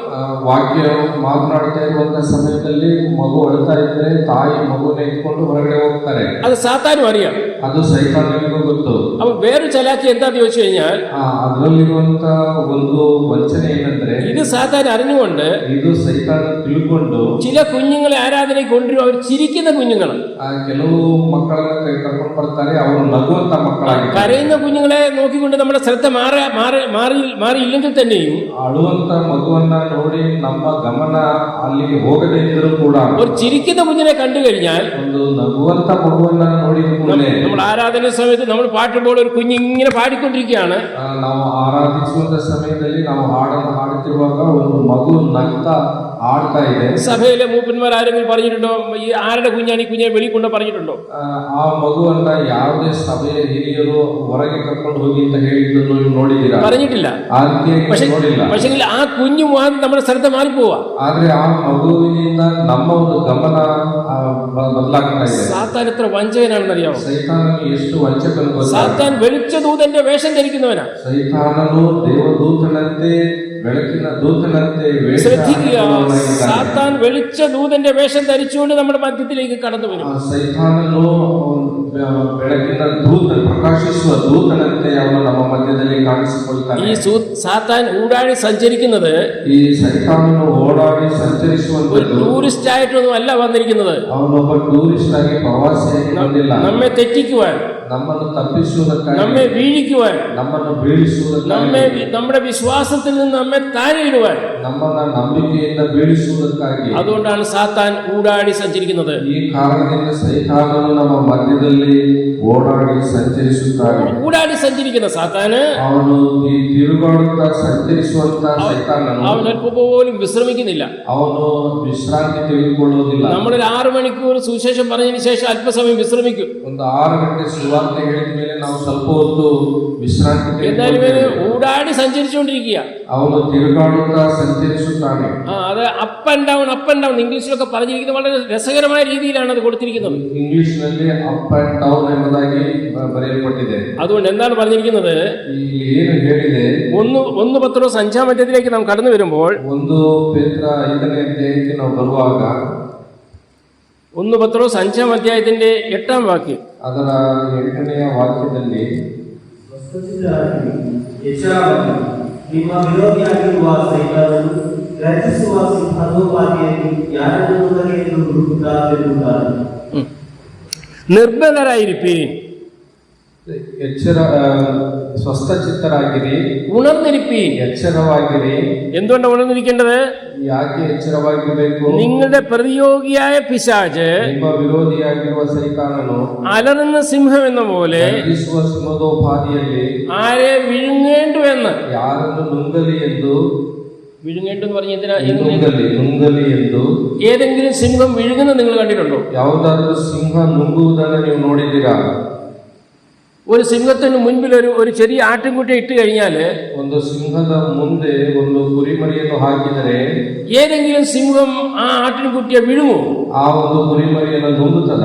ഇല്ല, കടിച്ചു മുറിച്ച് തിന്നുകയല്ലേ. ಅದು ಕಚ್ಚಿ ಹರಿದು ತಿನ್ನುತ್ತದೆ. പാമ്പ് വിഴുങ്ങും, ಹಾವಾದರೆ ನುಂಗುತ್ತದೆ, മത്സ്യം വിഴുങ്ങും. ಮೀನು ನುಂಗುತ್ತದೆ. എന്നാൽ സിംഹം വിഴുങ്ങുന്നതായിട്ടില്ല. ಸಿಂಹವು ನುಂಗುವುದಾಗಿ ನಾವು ನೋಡಿಲ್ಲ. എന്നാൽ പിന്നെ അപ്പോസ്തലനായ പത്രോസ് അപ്രകാരം എഴുതാൻ കാരണം എന്തോ? ಅಪೊಸ್ತಲನಾದ ಪೇತ್ರನು ಆ ರೀತಿಯಾಗಿ ಬರೆಯುವುದಕ್ಕೆ ಕಾರಣವೇನು? അലറുന്ന സിംഹം എന്ന പോലെ ആരെ വിഴുങ്ങേണ്ടു എന്ന്. ಗರ್ಜಿಸುವ ಸಿಂಹದೋಪಾದಿಯಲ್ಲಿ ಯಾರನ್ನು ನುಂಗಲಿ ಎಂದು. ಬೇರೆ ഇതിനാണ് ഞാൻ പറഞ്ഞത്, സാത്താൻ ഒരു വഞ്ചകൻ. ಇದಕ್ಕೆ ನಾನು ಹೇಳಿದ್ದು ಸೈತಾನನು ಒಬ್ಬ ಮೋಸ ಮಾಡುವವನಾಗಿದ್ದಾನೆ. സാത്താൻ നമ്മെ വീഴിക്കുവാനായിട്ട് കടന്നു വരുമ്പോൾ, ಸೈತಾನನು ನಮ್ಮನ್ನು ಬೀಳಿಸುವುದಕ್ಕಾಗಿ ಬರುವಾಗ സാത്താൻ പ്രത്യേക ഒരു വസ്തുത നോട്ട് ചെയ്യുന്നുണ്ട്. ಇಲ್ಲಿ ಒಂದು ವಿಷಯವನ್ನ ನಾವು ಗಮನಿಸಬೇಕು. ഏത് മകന്റെയോ മകളെയോ അടുത്ത് ഞാൻ ചെല്ലുമ്പോൾ, ಯಾವುದೇ ಒಬ್ಬ ಮಗನ ಬಳಿಯಲ್ಲಿ ಮಗಳ ಬಳಿಯಲ್ಲಿ ಹೋಗುವಾಗ അവരെ ഞാൻ വീഴിക്കുവാൻ ശ്രമിക്കുമ്പോൾ, ಅವನನ್ನು ಬೀಳಿಸುವುದಕ್ಕಾಗಿ ಪ್ರಯತ್ನಿಸುವಾಗ ഇല്ല, ഞാൻ അവരെ കടിക്കത്തില്ല, അവർക്ക് വേദന ഉണ്ടാകാൻ പാടില്ല. ನಾನು ಕಚ್ಚಿದ್ರೆ ಅದು ನೋವಾಗಬಾರದು. ഇത് സത്യമല്ലേ നമ്മുടെ ജീവിതത്തിലെ? ಇದು ನಿಜವಲ್ಲ. ನಮ್ಮ ಜೀವಿತದಲ್ಲಿ നാം അല്പം ദൈവമായിട്ട് അകന്നു നിൽക്കുമ്പോൾ, ನಾವು ದೇವರಿಂದ ಸ್ವಲ್ಪ ದೂರ ನಿಲ್ಲುವಾಗ, നാം അല്പം ദൈവത്തിൽ നിന്ന് ലോകവുമായിട്ട് നാം ചേർന്ന് പോകുമ്പോൾ, ನಾವು ಲೋಕದೊಂದಿಗೆ ಇಜ್ಜೋಡಾಗಿ ಹೋಗುವಾಗ താൽക്കാലികത്തിൽ നമുക്ക് വേദന ഉണ്ടോ? ನಮಗೆ ಆ ಒಂದು ತತ್ಕಾಲಕ್ಕೆ ಏನು ನೋವಿಲ್ಲ. പ്രത്യേകിച്ച് നമ്മൾ പറയാറുണ്ട്, ദൈവത്തിൽ നിന്ന് അകന്നു പോയത് കൊണ്ട് ദൈവം എന്നെ ഒത്തിരി അനുഗ്രഹിച്ചിട്ടുണ്ടെന്ന് പലരും പറയുന്നത് കേട്ടിട്ടുണ്ട്. ದೇವರಿಂದ ದೂರ ಹೋದದ್ದರಿಂದ ದೇವರು ನನ್ನನ್ನು ಹೆಚ್ಚಾಗಿ ಆಶೀರ್ವದಿಸಿದ್ದಾರೆ ಎಂಬುದಾಗಿ ಕೆಲವರು ಹೇಳುವುದನ್ನು സിംഹം നമ്മെ വിഴുങ്ങുകയാണ് നമ്മളെ. ಅಲ್ಲಿ ಸಿಂಹವು ನುಂಗುವುದನ್ನು ನಾವು ಗಮನಿಸ್ತೇವೆ. നമുക്ക് വേദന അവൻ തരത്തില്ല, ನಮಗೆ ನೋವನ್ನು ಕೊಡೋದಿಲ್ಲ. നമുക്ക് വേദന തരാതെ ನಮಗೆ ನೋವು ಉಂಟು ಮಾಡದೆ നമ്മെ വിഴുങ്ങുന്ന ഒരുവനാണ് ഈ സാത്താൻ. ನಮ್ಮನ್ನು ನುಂಗುವನಾಗಿದ್ದಾನೆ ಸೈತಾನನು. ഒരു കാര്യം കൂടെ, ಒಂದು ವಿಷಯ ಕೂಡ പലപ്പോഴും നമ്മൾ ഈ സാത്താനെ ഒത്തിരി ബ്ലെയിം ചെയ്യുന്നുണ്ട്. ನಾವು ಅನೇಕ ಸಾರಿ ಸೈತಾನನ ಮೇಲೆ ಆರೋಪಗಳನ್ನು ಮಾಡ್ತೇವೆ. നമ്മൾ പറയാറുണ്ട്, തെറ്റിപ്പോയി, അത് സാത്താൻ എന്നെ തെറ്റിച്ചു എന്ന് പറയാറുണ്ട്. ನಾವು ಸೈತಾನನು ನನಗೆ ಮೋಸ ಮಾಡಿದನು ಎಂಬುದಾಗಿ ಹೇಳ್ತೇವೆ. തെറ്റ്, ಅದು ತಪ್ಪು. സാത്താൻ നമ്മെ ആരെയും തെറ്റിക്കത്തില്ല. ಸೈತಾನನು ನಮ್ಮನ್ನ ತಪ್ಪಿಸುವುದಿಲ್ಲ. സാത്താൻ നമ്മുടെ ജീവിതത്തിൽ വരണമെന്നുണ്ടെങ്കിൽ ಸೈತಾನನು ನಮ್ಮ ಜೀವಿತಕ್ಕೆ ಬರಬೇಕಂದ್ರೆ നമ്മൾ അലവ് ചെയ്യാതെ കൊണ്ട് ഒരിക്കലും ഒരു വിശ്വാസിയുടെ ജീവിതത്തിൽ സാത്താൻ വരിക സാധ്യമല്ല. ನಾವು ಅನುಮತಿಸದೆ ಹೋದರೆ ಸೈತಾನನು ನಮ್ಮ ಜೀವಿತದಲ್ಲಿ ಬರುವುದಕ್ಕೆ ಸಾಧ್ಯವಿಲ್ಲ. ഒരിക്കലും സാത്താനെ നമ്മൾ ബ്ലെയിം ചെയ്യരുത്. ನಾವು ಯಾವತ್ತೂ ಕೂಡ ಸೈತಾನನ ಮೇಲೆ ಆರೋಪ ಹೊರಿಸಬಾರದು. നമുക്ക് ഏവർക്കും അറിയാവുന്ന ദോ ഉദാഹരണം ഞാൻ പറയാൻ ആഗ്രഹിക്കുകയാണ്. യോസഫ്, ನಮ್ಗೆಲ್ಲರೂ ಕೂಡ ಗೊತ್ತಿರುವಂತ ಒಂದು ಉದಾಹರಣೆ. യോസഫിനെ ഇതുപോലെതായിരിക്കുന്ന ഒരു വീഴിക്കുവാൻ തക്ക സാത്താൻ വളരെ ശ്രമിച്ചു. യോസേഫನನ್ನು ಬೀಳಿಸುವುದಕ್ಕಾಗಿ ಸೈತಾನನು ಬಹಳ ಪ್ರಯತ್ನ ಪಟ್ಟನು. അവിടെ യോസഫ് നോ എന്ന് പറഞ്ഞു. ಅಲ್ಲಿ ಯೋಸೇಫನು ನೋ ಎಂಬುದಾಗಿ ಹೇಳಿದರು. നോ എന്ന് പറഞ്ഞു കഴിഞ്ഞപ്പോൾ, ನೋ ಎಂಬುದಾಗಿ ಹೇಳಿದಾಗ സാത്താന് യോസേഫിന്റെ ജീവിതത്തിലേക്ക് കടന്നു വരുവാൻ കഴിഞ്ഞില്ല. ಸೈತಾನನಿಗೆ ಯೋಸೇಫನ ಜೀವಿತದೊಳಗೆ ಬರುವುದಕ್ಕೆ ಸಾಧ್ಯವಾಗಲಿಲ್ಲ. ശ്രദ്ധിക്കുക പ്രിയമുള്ളവരെ, ಗಮನ ಇಟ್ಟು ಕೇಳಿರಿ. സാത്താൻ നമ്മുടെ അടുത്ത് വരും. ಸೈತಾನನ ನಮ್ಮ ಹತ್ರ ಬರ್ತಾನೆ. നാം വിശ്വാസത്തിൽ അടിയുറച്ച് നിൽക്കുവാൻ ആഗ്രഹിക്കുമ്പോൾ, ನಾವು ನಂಬಿಕೆಯಲ್ಲಿ ದೃಢವಾಗಿ ನಿಲ್ಲಬೇಕೆಂಬುದಾಗಿ ಬಯಸುವಾಗ, നമ്മുടെ ഭവനത്തിന് ചുറ്റിനും ഊടാടി സഞ്ചരിക്കുന്ന സൈത്താൻ ನಮ್ಮ ಮನೆಯ ಸುತ್ತಲೂ ತಿರುಗಾಡುತ್ತಾ ಸಂಚರಿಸುವ നാം അവനോട് നോ പറഞ്ഞു കഴിഞ്ഞാൽ, ಅವನಿಗೆ ನಾವು ನೋ ಎಂಬುದಾಗಿ ಹೇಳಿದರೆ ഒരിക്കലും ഒരു വിശ്വാസിയുടെ ജീവിതത്തിലേക്ക് കടന്നു വരുവാൻ തക്കണം സാത്താന് കഴിയുകയില്ല. ಆ ಸೈತಾನನಿಗೆ ಒಬ್ಬ ವಿಶ್ವಾಸಿಯ ಜೀವಿತದಲ್ಲಿ ಬರುವುದಕ್ಕೆ ಸಾಧ್ಯವಿಲ್ಲ. യോസഫ് നോ പറഞ്ഞു. ಯೋಸೇಫನು ನೋ ಹೇಳಿದನು. യോസഫ് നോ പറഞ്ഞതുകൊണ്ട് ಯೋಸೇಫನು ನೋ ಎಂಬುದಾಗಿ ಹೇಳಿದನು. സാത്താൻ അവിടെ ഫെയിലായി. ಸೈತಾನನಿಗೆ ಅಲ್ಲಿ ಸೋಲಾಯಿತು. സാത്താൻ ഒന്നും ചെയ്യുവാൻ കഴിഞ്ഞില്ല. ಸೈತಾನನಿಗೆ ಏನು ಮಾಡಲಿಕ್ಕೆ ಆಗಿಲ್ಲ. ഇതാണ് നമ്മുടെ ഓരോരുത്തരുടെ ജീവിതത്തിൽ ആവശ്യമായിരിക്കുന്നത്. ಇದು ನಮ್ಮ ಪ್ರತಿಯೊಬ್ಬರ ಜೀವಿತದಲ್ಲಿ ಅವಶ್ಯವಾಗಿದೆ. നമ്മുടെ ജീവിതത്തിലേക്ക് സാത്താൻ ഈ വിധത്തിലുള്ളതായിരിക്കുന്ന അനേക കാര്യങ്ങൾ കൊണ്ടുവരും. ಸೈತಾನನು ನಮ್ಮ ಜೀವಿತದಲ್ಲಿ ಅನೇಕ ಕಾರ್ಯಗಳನ್ನ ಈ ರೀತಿಯಾದದನ್ನು ആ സമയത്ത് സ്ട്രേറ്റ് വേ നമുക്ക് പറയണം നോ. ನಾವು ನೇರವಾಗಿ ಹೇಳಬೇಕು, ಆಗಲ್ಲ ಎಂಬುದಾಗಿ. അതുകൊണ്ടാണ് യോബിന്റെ കാര്യത്തിൽ നമുക്ക് കാണുവാൻ കഴിയുന്നത്. ಆದುದರಿಂದ ಯೋಬನ ವಿಷಯದಲ್ಲಿ ನಾವು ಗಮನಿಸುವಾಗ അവൻ ദൃഷ്ടി വെച്ചു, ಅವನು ഇയ്യോബിന്റെ മേൽ ദൃഷ്ടി വെച്ചു. ಯೋಬನ ಮೇಲೆ ಗಮನವಿಟ್ಟನು. പക്ഷെ ഇയ്യോബിനെ കുലുക്കുവാൻ, തകർക്കുവാൻ, വീഴിക്കുവാൻ സാത്താന് കഴിഞ്ഞില്ല. ಆದ್ರೆ ಯೋಬನನ್ನ ಕದಲಿಸುವುದಕ್ಕಾಗಲಿ ಅವನನ್ನ ಬೀಳಿಸುವುದಕ್ಕಾಗಲಿ ಸೈತಾನಿಗೆ ಆಗಲಿಲ್ಲ. എന്നാൽ യേശു പറഞ്ഞ ഒരു വ്യക്തിയെ നാം കാണുന്നുണ്ട്, ദാവീദ്. ಆದ್ರೆ ಯೇಸು ಎಂಬುದಾಗಿ ಅನುಮತಿ ಕೊಟ್ಟಂತ ಒಬ್ಬ ವ್ಯಕ್ತಿ ದಾವೀದನು. ആ ദാവീദ് എന്ത് ചെയ്തു? ದಾವೀದನು ಏನು ಮಾಡಿದನು? സാത്താൻ ആ പ്രലോഭനവുമായിട്ട് ദാവീദിന്റെ അടുത്ത് എത്തി കഴിഞ്ഞപ്പോൾ ಸೈತಾನನು ಆ ಒಂದು ಶೋಧನೆಯೊಂದಿಗೆ ದಾವೀದನ ಬಳಿಗೆ ಬಂದಾಗ ദാവീദ് യേശു പറഞ്ഞു. ದಾವೀದನು ಯೆಸ್ ಎಂಬುದಾಗಿ ಅನುಮತಿಸಿದನು. ദാവീദ് വീണുപോയി. ದಾವೀದನು ಬಿದ್ದು ಹೋದನು. ദാവീദ് വലിയ പാപത്തിൽ അഴിയപ്പെട്ടു. ದಾವೀದನು ಪಾಪದಲ್ಲಿ ಬಿದ್ದು ಹೋದನು. പാപത്തിൽ വീണുപോയ വ്യക്തിയായിരുന്നു ദാവീദ്. ಪಾಪದಲ್ಲಿ ಬಿದ್ದು ಹೋದಂತ ವ್ಯಕ್ತಿಯಾಗಿ എന്തുകൊണ്ടാണ് അങ്ങനെ സംഭവിച്ചത്? ಯಾಕೆ ಹಾಗೆ ಸಂಭವಿಸಿತು? ആ സ്ഥാനത്ത് ദാവീദ് നോ പറഞ്ഞിരുന്നുവെങ്കിൽ, ಅಲ್ಲಿ ದಾವೀದನು ನೋ ಎಂಬುದಾಗಿ ಹೇಳಿದರೆ ഒരിക്കലും ദാവീദിന്റെ ജീവിതത്തില് സാത്താന് പ്രവേശനം ലഭിക്കില്ലായിരുന്നു. ಎಂದಿಗೂ ಕೂಡ ದಾವೀದನ ಜೀವಿತದಲ್ಲಿ ಸೈತಾನಿಗೆ ಪ್ರವೇಶಿಸಲು ಸಾಧ್ಯವಾಗಲಿಲ್ಲ. സാത്താൻ നമ്മെ വീഴിക്കണമെന്നുണ്ടെങ്കിൽ, ಸೈತಾನಿಗೆ ನಮ್ಮನ್ನು ಬೀಳಿಸಬೇಕು, നാം അവന്റെ മുൻപാകെ നോ പറയുകയാണെങ്കിൽ, ನಾವು ಅವನ ಮುಂದೆ ನೋ ಎಂಬುದಾಗಿ ಹೇಳಿದರೆ സാത്താൻ നമ്മെ വീഴിക്കുവാൻ സാധ്യമല്ല. ನಮ್ಮನ್ನು ಬೀಳಿಸುವುದಕ್ಕೆ ಸಾಧ್ಯವಿಲ್ಲ. പലപ്പോഴും ಅನೇಕ ಸಂದರ್ಭ നാം പലപ്പോഴും യേസ് പറഞ്ഞു പോവുകയാണ്. ನಾವು ಯೇಸು ಎಂಬುದಾಗಿ നിസ്സാര കാര്യങ്ങൾക്ക്, ನಾವು ಬಹಳ ಕ್ಷುಲ್ಲಕ ಕಾರ್ಯಗಳಿಗೆ, ആദ്യം പറഞ്ഞ ഞാൻ ഉദാഹരണമായി ഒരു ചെറിയ ആണി, ಒಂದು ಮೊದಲು ಹೇಳಿದ ಹಾಗೆ ಒಂದು ಚಿಕ್ಕ ಮೊಳೆ, അല്പം ചില കാര്യങ്ങൾക്ക് വേണ്ടി ഒരു അഡ്ജസ്റ്റ്മെന്റ്, ಕೆಲವು ಚಿಕ್ಕ ಕಾರ್ಯಗಳಿಗೆ ಒಂದು ಅಡ್ಜಸ್ಟ್ಮೆಂಟ್ಗೋಸ್ಕರ ഏതൊരു ഉപദേശത്തിലും സത്യത്തിലും ഉറച്ചു നിന്നുവോ, ನಾವು ಯಾವ ಒಂದು ಉಪದೇಶದಲ್ಲಿ ಸತ್ಯದಲ್ಲಿ ನಾವು ದೃಢವಾಗಿ ನಿಂತಿದ್ದೇವೆ, നമ്മുടെ പൂർവ്വപിതാക്കന്മാർ ഏത് വഴിയെ നമുക്ക് കാണിച്ചു തന്നുവോ, ನಮ್ಮ ಪೂರ್ವಿಕರು ನಮಗೆ ಯಾವ ದಾರಿಯನ್ನು ತೋರಿಸಿಕೊಟ್ಟಿದ್ದಾರೋ അത് പഴയ കാലമാണ്. ഇപ്പൊ ന്യൂ ജനറേഷൻ ആണെന്ന് പറഞ്ഞുകൊണ്ട് ചില അഡ്ജസ്റ്റ്മെന്റ് വേണ്ടി നമ്മൾ പോകുമ്പോൾ നാം സാത്താൻ നമ്മൾ യേസ് പറയുകയാണ്.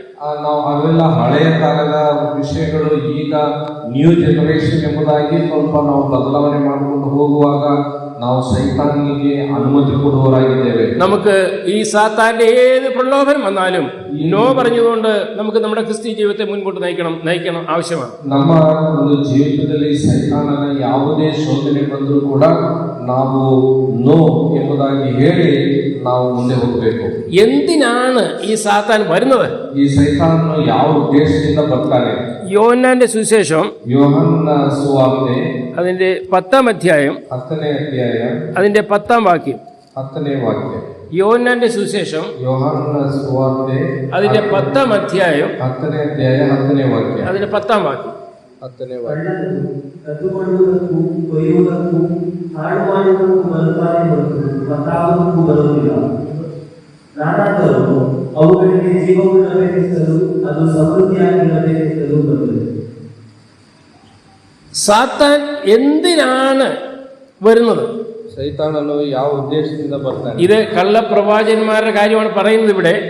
ಇಲ್ಲಿ ಸುಳ್ಳು ಪ್ರವಾದಿಗಳ ವಿಷಯದಲ್ಲಿ ಹೇಳುತ್ತಾರೆ. എന്നാൽ ഇതിന്റെ പിന്നിൽ സാത്താനാണ് ഇതിനെല്ലാം മുൻപോട്ട് ആൾക്കാരെ കൊണ്ടുപോകുന്നത്. ಇದರಲ್ಲಿ ಸೈತಾನನು ಕಾರ್ಯ ಮಾಡುವನಾಗಿದ್ದಾನೆ. അപ്പൊ ഇവിടെ പറയുന്ന സാത്താൻ എന്തിനാ വരുന്നത്? ಸೈತಾನನು ಯಾವ ಉದ್ದೇಶದಿಂದ ಬರ್ತಾನೆ? ഒന്ന് മോഷ്ടിക്കുവാൻ, ಇಲ್ಲಿ ಕಳ್ಳತನ ಮಾಡುವುದಕ್ಕಾಗಿ, ഒന്ന് അറുപ്പാൻ, ಕೊಯ್ಯುವುದಕ್ಕಾಗಿ, മൂന്നാമത് മുടിപ്പാൻ, ಮತ್ತು ಹಾಳು ಮಾಡುವುದಕ್ಕಾಗಿ. 3 കാര്യങ്ങൾക്ക് വേണ്ടിയാണ് കള്ളൻ വീട്ടിൽ വരുന്നത്. 3 ಉದ್ದೇಶದಿಂದ ಕಳ್ಳನು ಮನೆಗೆ ಬರುತ್ತಾನೆ. എന്താണ് മോഷ്ടിക്കുന്നത്? ಏನನ್ನ ಕದ್ದುಕೊಳ್ಳುತ್ತಾನೆ? നമ്മുടെ വീട്ടിലുള്ളതായിരിക്കുന്ന അരിയോ ഡാലോ പരിപ്പ് എന്തെങ്കിലും മോഷ്ടിക്കാനാണോ വരുന്നത്? ನಮ್ಮ ಮನೆಯಲ್ಲಿರುವಂತ ಅಕ್ಕಿಯಾಗಲಿ ಬೇಳೆಯನ್ನಾಗಲಿ ಕದಿಯಲು ಬರುವುದಿಲ್ಲ. നിസ്സാരമായിരിക്കുന്ന കാര്യങ്ങൾ മോഷ്ടിക്കാനാണോ കള്ളം വരുന്നത്? ಯಾವುದೋ ಒಂದು ಚಿಕ್ಕ ವಸ್ತುಗಳನ್ನ ಕದಿಯುವುದಕ್ಕಾಗಿ ಬರುವುದಿಲ್ಲ. വിലയേറിയ കാര്യങ്ങൾ മോഷ്ടിക്കുവാനായിട്ടാണ് വരുന്നത്. ಬೆಲೆ ಬಾಳುವಂತ ವಸ್ತುಗಳನ್ನ ಕದಿಯುವುದಕ್ಕಾಗಿ ಬರುತ್ತಾನೆ. അങ്ങനെ ഒരു കള്ളൻ ഒരു ഭവനത്തിൽ വിലപ്പെട്ടതായിരിക്കുന്ന സ്വർണമോ അല്ലെങ്കിൽ ഉള്ളതായിരിക്കുന്ന മറ്റ് പൈസ ക്യാഷോ എന്തെങ്കിലും മോഷ്ടിക്കുവാൻ വരുന്നത് പോലെ തന്നെ ಯಾವ ರೀತಿಯಾಗಿ ಕಳ್ಳನು ಬೆಲೆ ಬಾಳುವಂತ ವಸ್ತುಗಳನ್ನು ಮತ್ತು ಹಣವನ್ನ ಕದ್ದುಕೊಳ್ಳುವುದಕ್ಕಾಗಿ ಬರುತ್ತಾನೋ അതുപോലെ ಅದೇ ರೀತಿಯಾಗಿ സാത്താൻ നമ്മിലേക്ക് കടന്നു വരുന്നതിന്റെ കാരണം, ಸೈತಾನನು ನಮ್ಮ ಒಳಗೆ ಬರುವುದಕ್ಕೆ ಕಾರಣ, അവൻ നമ്മുടെ ജീവിതത്തിൽ പ്രവേശിക്കുവാൻ ആഗ്രഹിക്കുന്നത്, ಅವನು ನಮ್ಮ ಜೀವಿತದಲ್ಲಿ ಪ್ರವೇಶಿಸುವುದಕ್ಕೆ ಬಯಸುವ, നാം അനുഭവിക്കുന്ന സന്തോഷവും ആനന്ദവും സമൃദ്ധിയും ദൈവിക കൂട്ടായ്മയും സഹോദര സ്നേഹവും കുടുംബ ബന്ധവും അകറ്റുവാൻ, തകർക്കുവാനാണ്. ನಾವು ಅನುಭವಿಸುವಂತ ಆತ್ಮಿಕವಾದಂತ ಒಂದು ಉತ್ತಮವಾದಂತ ಕೌಟುಂಬಿಕ ಸಂಬಂಧವನ್ನ, ಸಹೋದರರ ಅನ್ಯೋನ್ಯತೆಯನ್ನ ಅದನ್ನ ಹಾಳು ಮಾಡುವುದಕ್ಕಾಗಿ ಬರುತ್ತಾನೆ. നോക്കുക, നമ്മുടെ ഓരോരുത്തരുടെയും ജീവിതത്തിലേക്ക് അല്ലെങ്കിൽ മറ്റു പലരുടെയും ജീവിതത്തിലേക്ക് നമുക്ക് തിരിഞ്ഞു നോക്കാം. ನಾವು ಅನೇಕರ ಜೀವಿತಗಳನ್ನು ನಾವು ಗಮನಿಸುವುದಾದರೆ അതിൽ ഇങ്ങനെയല്ല സംഭവിച്ചിരിക്കുന്നത്. ಹೀಗೆ ತಾನೇ ಆಗಿರುವಂತದ್ದು. സാത്താൻ ആരുടെ ജീവിതത്തിൽ നാം ഇടം കൊടുത്തുവോ, ಸೈತಾನನು ಯಾರ ಜೀವಿತದಲ್ಲಿ ಅವರು ಪ್ರವೇಶಿಸುವುದಕ್ಕೆ ಅನುಮತಿ ಕೊಡುತ್ತಾರೋ ആദ്യ സ്നേഹം കുറഞ്ഞിട്ടില്ലേ, ಅಲ್ಲಿ ಆ ಮೊದಲಿದ್ದಂತ ಪ್ರೀತಿ ಕಡಿಮೆ ಆಗಿಲ್ವಾ, ആദ്യ സമാധാനം കുറഞ്ഞിട്ടില്ലേ, ಮೊದಲಿದ್ದಂತ ಸಮಾಧಾನ ಈಗ ಕಡಿಮೆ ಆಗಿಲ್ಲ, സഭയിൽ സഹോദരി സഹോദരന്മാരുമായിട്ടുള്ള കൂട്ടായ്മയ്ക്ക് ഭംഗം വന്നിട്ടില്ലേ, ಸಹೋದರಿ ಸಹೋದರರ ಮಧ್ಯದಲ್ಲಿರುವಂತಹ ಅನ್ಯೋನ್ಯತೆಗೆ ಒಂದು ಧಕ್ಕೆ ಉಂಟಾಗಲಿಲ್ಲ, പ്രാർത്ഥനയ്ക്ക് വരുന്ന സമയത്തിന് മാറ്റം വന്നിട്ടില്ലേ, ಪ್ರಾರ್ಥನೆಗೆ ಬರುವಂತ ಸಮಯದಲ್ಲಿ ಬದಲಾವಣೆ ಆಗಿಲ್ವಾ, ആരാധനയ്ക്ക് വരുമ്പോൾ വെറും കാണികളായിട്ട് കേൾവികളായിട്ട് നാം പോവുകയല്ല ചെയ്യുന്നത്, ಆರಾಧನೆಗೆ ಬರುವಂತ ಸಮಯದಲ್ಲಿ ನೋಡುವವರಾಗಿ ಕೇಳುವವರಾಗಿ ಬರ್ತಾ ಇಲ್ವಾ, വരിക ഇരിക്കുക പോവുക, ഇത് കഴിഞ്ഞ് നമ്മൾക്ക് പലപ്പോഴും പല വിശ്വാസികളും ഇന്നൊന്നുമില്ല.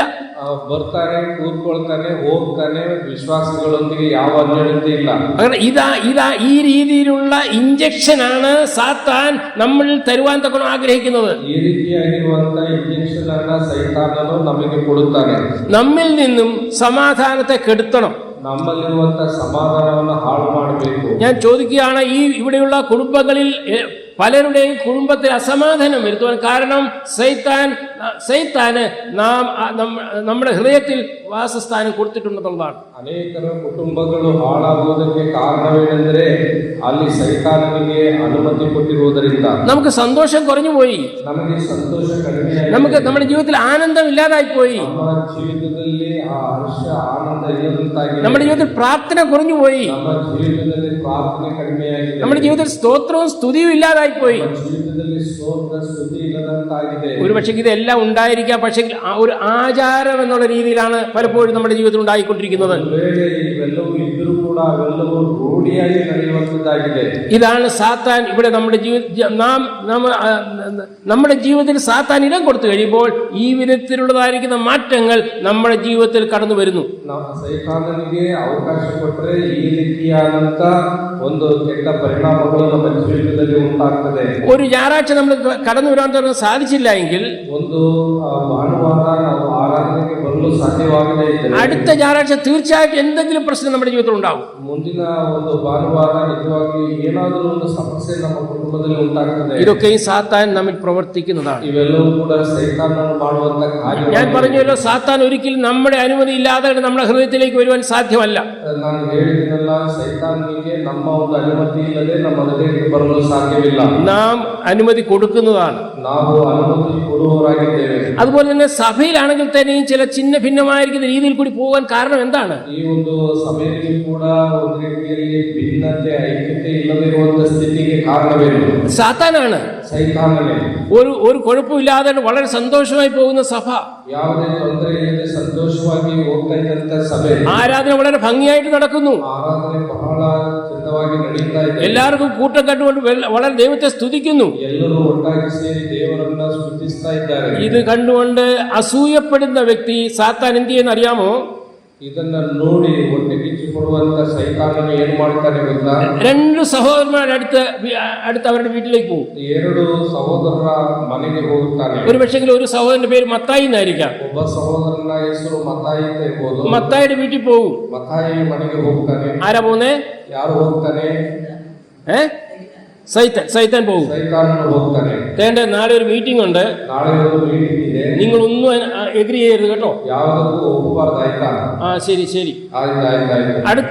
അടുത്തത് ജോണിന്റെ വീട്ടിൽ പോകും. ಒಬ್ಬ ಜಾನ್ ಅವನ ಮನೆಗೆ ಹೋಗ್ತಾನೆ. രണ്ടുപേര് സഭയിലുള്ളവരാണ്, ಇಬ್ಬರು ಕೂಡ ಸಭೆಯಲ್ಲಿರುವವರಾಗಿ നന്നായി പോകുന്നവരാണ്. ಬಹಳ ಉತ್ತಮವಾಗಿ ಹೋಗ್ತಾರೆ. ജോണിനോട് പറയും, ಜಾನ್ ಹತ್ರ ಹೇಳ್ತಾನೆ, എന്റെ അടുത്ത മീറ്റിംഗിലുണ്ടല്ലോ എന്തെങ്കിലും പറഞ്ഞു നീ ഒരിക്കലും എഗ്രി ചെയ്യരുത് കേട്ടോ. ಮುಂದೆ ಬರುವಂತ ಆ ಒಂದು ಮೀಟಿಂಗ್ ನಲ್ಲಿ ಏನಾದರೂ ಹೇಳಿದರೆ ನೀನು ಒಪ್ಪಲೇಬಾರ್ದು, ಆಯ್ತಾ? ശരിയായി. ಆಯ್ತು, ഒരു കുഴപ്പമില്ലാതെ നടന്ന വളരെ സന്തോഷത്തോടുകൂടി നടന്ന കൂട്ടായ്മ, ಯಾವುದೇ ತೊಂದರೆ ಇಲ್ಲದೆ ಉತ್ತಮವಾಗಿ ನಡೀತಾ ಇದ್ದಂತ ಒಂದು ಅನ್ಯೋನ್ಯತೆ, ഈ സാത്താൻ പറഞ്ഞതായിരിക്കുന്ന കാര്യങ്ങൾക്ക് പറഞ്ഞതുകൊണ്ട്, ಈ ಸೈತಾನನು ಹೇಳಿದಂತ ಕಾರ್ಯಗಳಿಗೆ ಒಪ್ಪಿದ್ದರಿಂದ അടുത്ത പ്രാവശ്യം മീറ്റിംഗിന് വരുമ്പോൾ, ಮುಂದಿನ ಸಾರಿ ಮೀಟಿಂಗ್ಗೆ ಬರುವಾಗ, ആലോചന യോഗത്തിന് വരുമ്പോൾ, ಮತ್ತೊಂದು ಆಲೋಚನೆ ಮಾಡುವಂತ ಒಂದು ಮೀಟಿಂಗ್ಗೆ ಬರುವಾಗ രണ്ടുപേരും രണ്ട് സൈഡിലാണ്. ಇಬ್ಬರು ಕೂಡ ಎರಡು ಭಾಗದಲ್ಲಿದ್ದಾರೆ. ആരാ ജയിച്ചത്? ಯಾರು ಗೆಲ್ಲರು? ജയിച്ചത് ആരാ? ಗೆದ್ದಿದ್ದು ಯಾರು? സാത്താൻ ജയിച്ചു. ಸೈತಾನನು ಗೆದ್ದನು. ഇതെല്ലായിടത്തും ഇത് കാണുന്ന ഇതാ.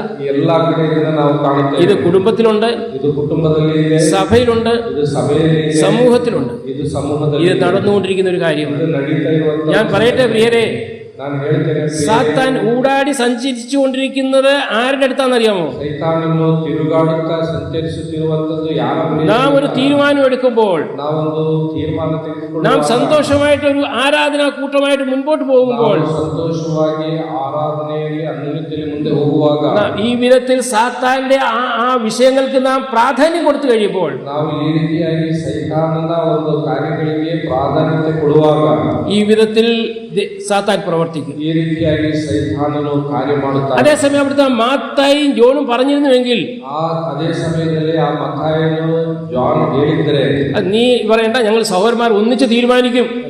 ನೀನು ಹೇಳುವ ಅವಶ್ಯಕತೆ ಇಲ್ಲ, ನಾವು ಸಹೋದರರು ಒಟ್ಟಾಗಿ ತೀರ್ಮಾನ ತೆಗೆದುಕೊಳ್ತೇವೆ. എന്താണ് തീരുമാനിക്കേണ്ടത് ഞങ്ങൾക്കറിയാം.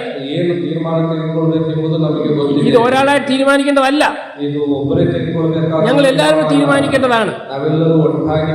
ഞങ്ങളുടെ ഉദ്ദേശം ഒന്ന് മാത്രമേ ഉള്ളൂ, ನಮ್ಮ ಉದ್ದೇಶ ಒಂದೇ ಆಗಿದೆ. ഞങ്ങളുടെ ഈ സഭ മുഖാന്തരം ദൈവനാമം മഹത്വപ്പെടണം. ಈ ಸಭೆಯ ಮುಖಾಂತರವಾಗಿ ದೇವರ നാമಕ್ಕೆ ಮಹಿಮೆ ಉಂಟಾಗಬೇಕು. നമുക്ക് ഒരു നല്ലൊരു സാക്ഷ്യമുള്ള ഒരു സഭയായിട്ട് നമുക്ക് മുൻപോട്ട് പോകണം. ನಾವು ಉತ್ತಮ ಸಾಕ್ಷಿಯುಳ್ಳ ಒಂದು ಸಭೆಯಾಗಿ ಮುಂದೆ ಹೋಗಬೇಕು. അവിടെ സാത്താൻ പ്രവർത്തിക്കും. ಅಲ್ಲಿ ಸೈತಾನನು ಕಾರ್ಯ ಮಾಡುತ್ತಾನೆ. ഇതല്ലേ പേര് ഇന്ന് വന്നുകൊണ്ടിരിക്കുന്നത്. ಇದೇ ತಾನೇ ಪ್ರಿಯರೇ ಈಗ പിന്നെ ಸಂಭವಿಸುತ್ತಿರುವಂತದ್ದು. രണ്ടാമത് എന്താണ് സാത്താൻ വരുന്നതിന്റെ ഉദ്ദേശം? ಸೈತಾನನು ಬರುವುದರ ಎರಡನೇ ಉದ್ದೇಶವೇನು? അറുപ്പാനായിട്ട്, ಆತನು ಕೊಯ್ಯುವುದಕ್ಕಾಗಿ ಬರುತ್ತಾನೆ. കൊല്ലാൻ വരുന്നതാണ്. ಅವನು ಸಾಯಿಸುವುದಕ್ಕಾಗಿ ಬರುತ್ತಾನೆ. കൊല്ലാമെന്ന് ആരെങ്കിലും ഉണ്ടോ ഇവിടെ ബൈബിളില്? ಸಾಯಿಸುವುದಕ್ಕಾಗಿ ಬಂದಂತ ಯಾರಾದರೂ ಇದ್ದಾರಾ ಬೈಬಲ್ನಲ್ಲಿ? അപ്പോസ്തല പ്രവൃത്തിയിലേക്ക് നമുക്ക് കടന്നു വരാം. ಅಪೊಸ್ತಲರ ಕಾರ್ಯಗಳಿಗೆ ಬರೋಣ. 5-ാം അധ്യായത്തിലേക്ക് കടന്നു വരാം. 5ನೇ ಅಧ್ಯಾಯಕ್ಕೆ ಬರೋಣ. 3-ാം വാക്യത്തിലേക്ക് നമുക്ക് കടന്നു വരാം. 3ನೇ ವಾಕ್ಯಕ್ಕೆ ಬರೋಣ. ಅಪೊಸ್ತಲರ ಕೃತ್ಯಗಳು 5ನೇ ಅಧ್ಯಾಯ 3ನೇ ವಾಕ್ಯ. ಆಗ ಪೇತ್ರನು, ಅನನೀಯ, ಸೈತಾನನ ಹೃದಯದಲ್ಲಿ ತುಂಬಿಕೊಂಡದ್ದೇನು? ನೀನು ಯಾಕೆ ಆ ಹೊಲದ ಕ್ರಿಯೆಯಲ್ಲಿ ಕೆಲವನ್ನು ಬಚ್ಚಿಟ್ಟುಕೊಂಡು ಪವಿತ್ರಾತ್ಮನನ್ನು ವಂಚಿಸಬೇಕೆಂದಿದ್ದಿ? സാത്താൻ നിന്റെ ഹൃദയം കൈവശമാക്കിയത് എന്ത്? ಸೈತಾನನು ನಿನ್ನ ಹೃದಯದಲ್ಲಿ ತುಂಬಿಕೊಂಡದ್ದೇನು? ഞാൻ ഇതിന്റെ പിൻ പശ്ചാത്തലമൊന്നും ഞാൻ പറയാൻ ആഗ്രഹിക്കുന്നില്ല, നമുക്ക് എല്ലാവർക്കും അറിയാവുന്ന കാര്യം. ಇದರ ಹಿನ್ನೆಲೆಯ ಬಗ್ಗೆ ನಾನು ಹೇಳೋದಕ್ಕೆ ಬಯಸೋದಿಲ್ಲ, ನಮಗೆಲ್ಲರಿಗೂ ಗೊತ್ತಿದೆ. താൻ തന്റെ വസ്തു വിറ്റു, ಆತನು ತನ್ನ ಆಸ್ತಿಯನ್ನ ಮಾರಿದನು. അങ്ങനെ കൊടുക്കേണ്ടതായിരുന്നു. ಅದನ್ನ ಹಾಗೆ ಕೊಡಬೇಕಾಗಿ, വസ്തു വിൽക്കാൻ ആരും പറഞ്ഞതല്ല, ಆ ಒಂದು ಆಸ್ತಿಯನ್ನು ಮಾರೋದಕ್ಕೆ ಯಾರು ಹೇಳಿಲ್ಲ, താൻ സ്വയമേ ഏറ്റെടുത്തതാണ്. ಅದು ಸ್ವಂತ ನಿರ್ಧಾರದಲ್ಲಿ ಮಾರಿದ್ದು. ഇതിന്റെ മധ്യത്തിൽ ಇದರ ಮಧ್ಯದಲ್ಲಿ സാത്താൻ കടന്നു വന്നു. ಸೈತಾನನು ಬಂದನು. അതല്ലേ അവിടെ പറയുന്നത്? ಅದೇ ತಾನೇ ಅಲ್ಲಿ ಹೇಳಿರುವಂತದ್ದು. 3-ാം വാക്യം ഒന്നുകൂടി വായിച്ചാട്ടെ. 3ನೇ ವಾಕ್ಯ ಮತ್ತೊಂದು ಬಾರಿ ಓದಿಕೊಳ್ಳೋಣ. ಆಗ ಪೇತ್ರನು, ಅನನೀಯ, ಸೈತಾನನನ್ನು ನಿನ್ನ ಹೃದಯದಲ್ಲಿ ತುಂಬಿಕೊಂಡದ್ದೇನು? ನೀನು ಯಾಕೆ ಆ ಹೊಲದ ಕ್ರಿಯೆಯಲ್ಲಿ ಕೆಲವನ್ನು ಬಚ್ಚಿಟ್ಟುಕೊಂಡು ಪವಿತ್ರಾತ್ಮನನ್ನು ವಂಚಿಸಬೇಕೆಂದಿದ್ದಿ? ಆ ಆಸ್ತಿ ಇದ್ದಾಗ ನಿನ್ನದಾಗಿಯೇ ಇತ್ತಲ್ಲವೇ? സാത്താൻ നിന്റെ ഹൃദയം കൈവശമാക്കിയത് എന്ത്?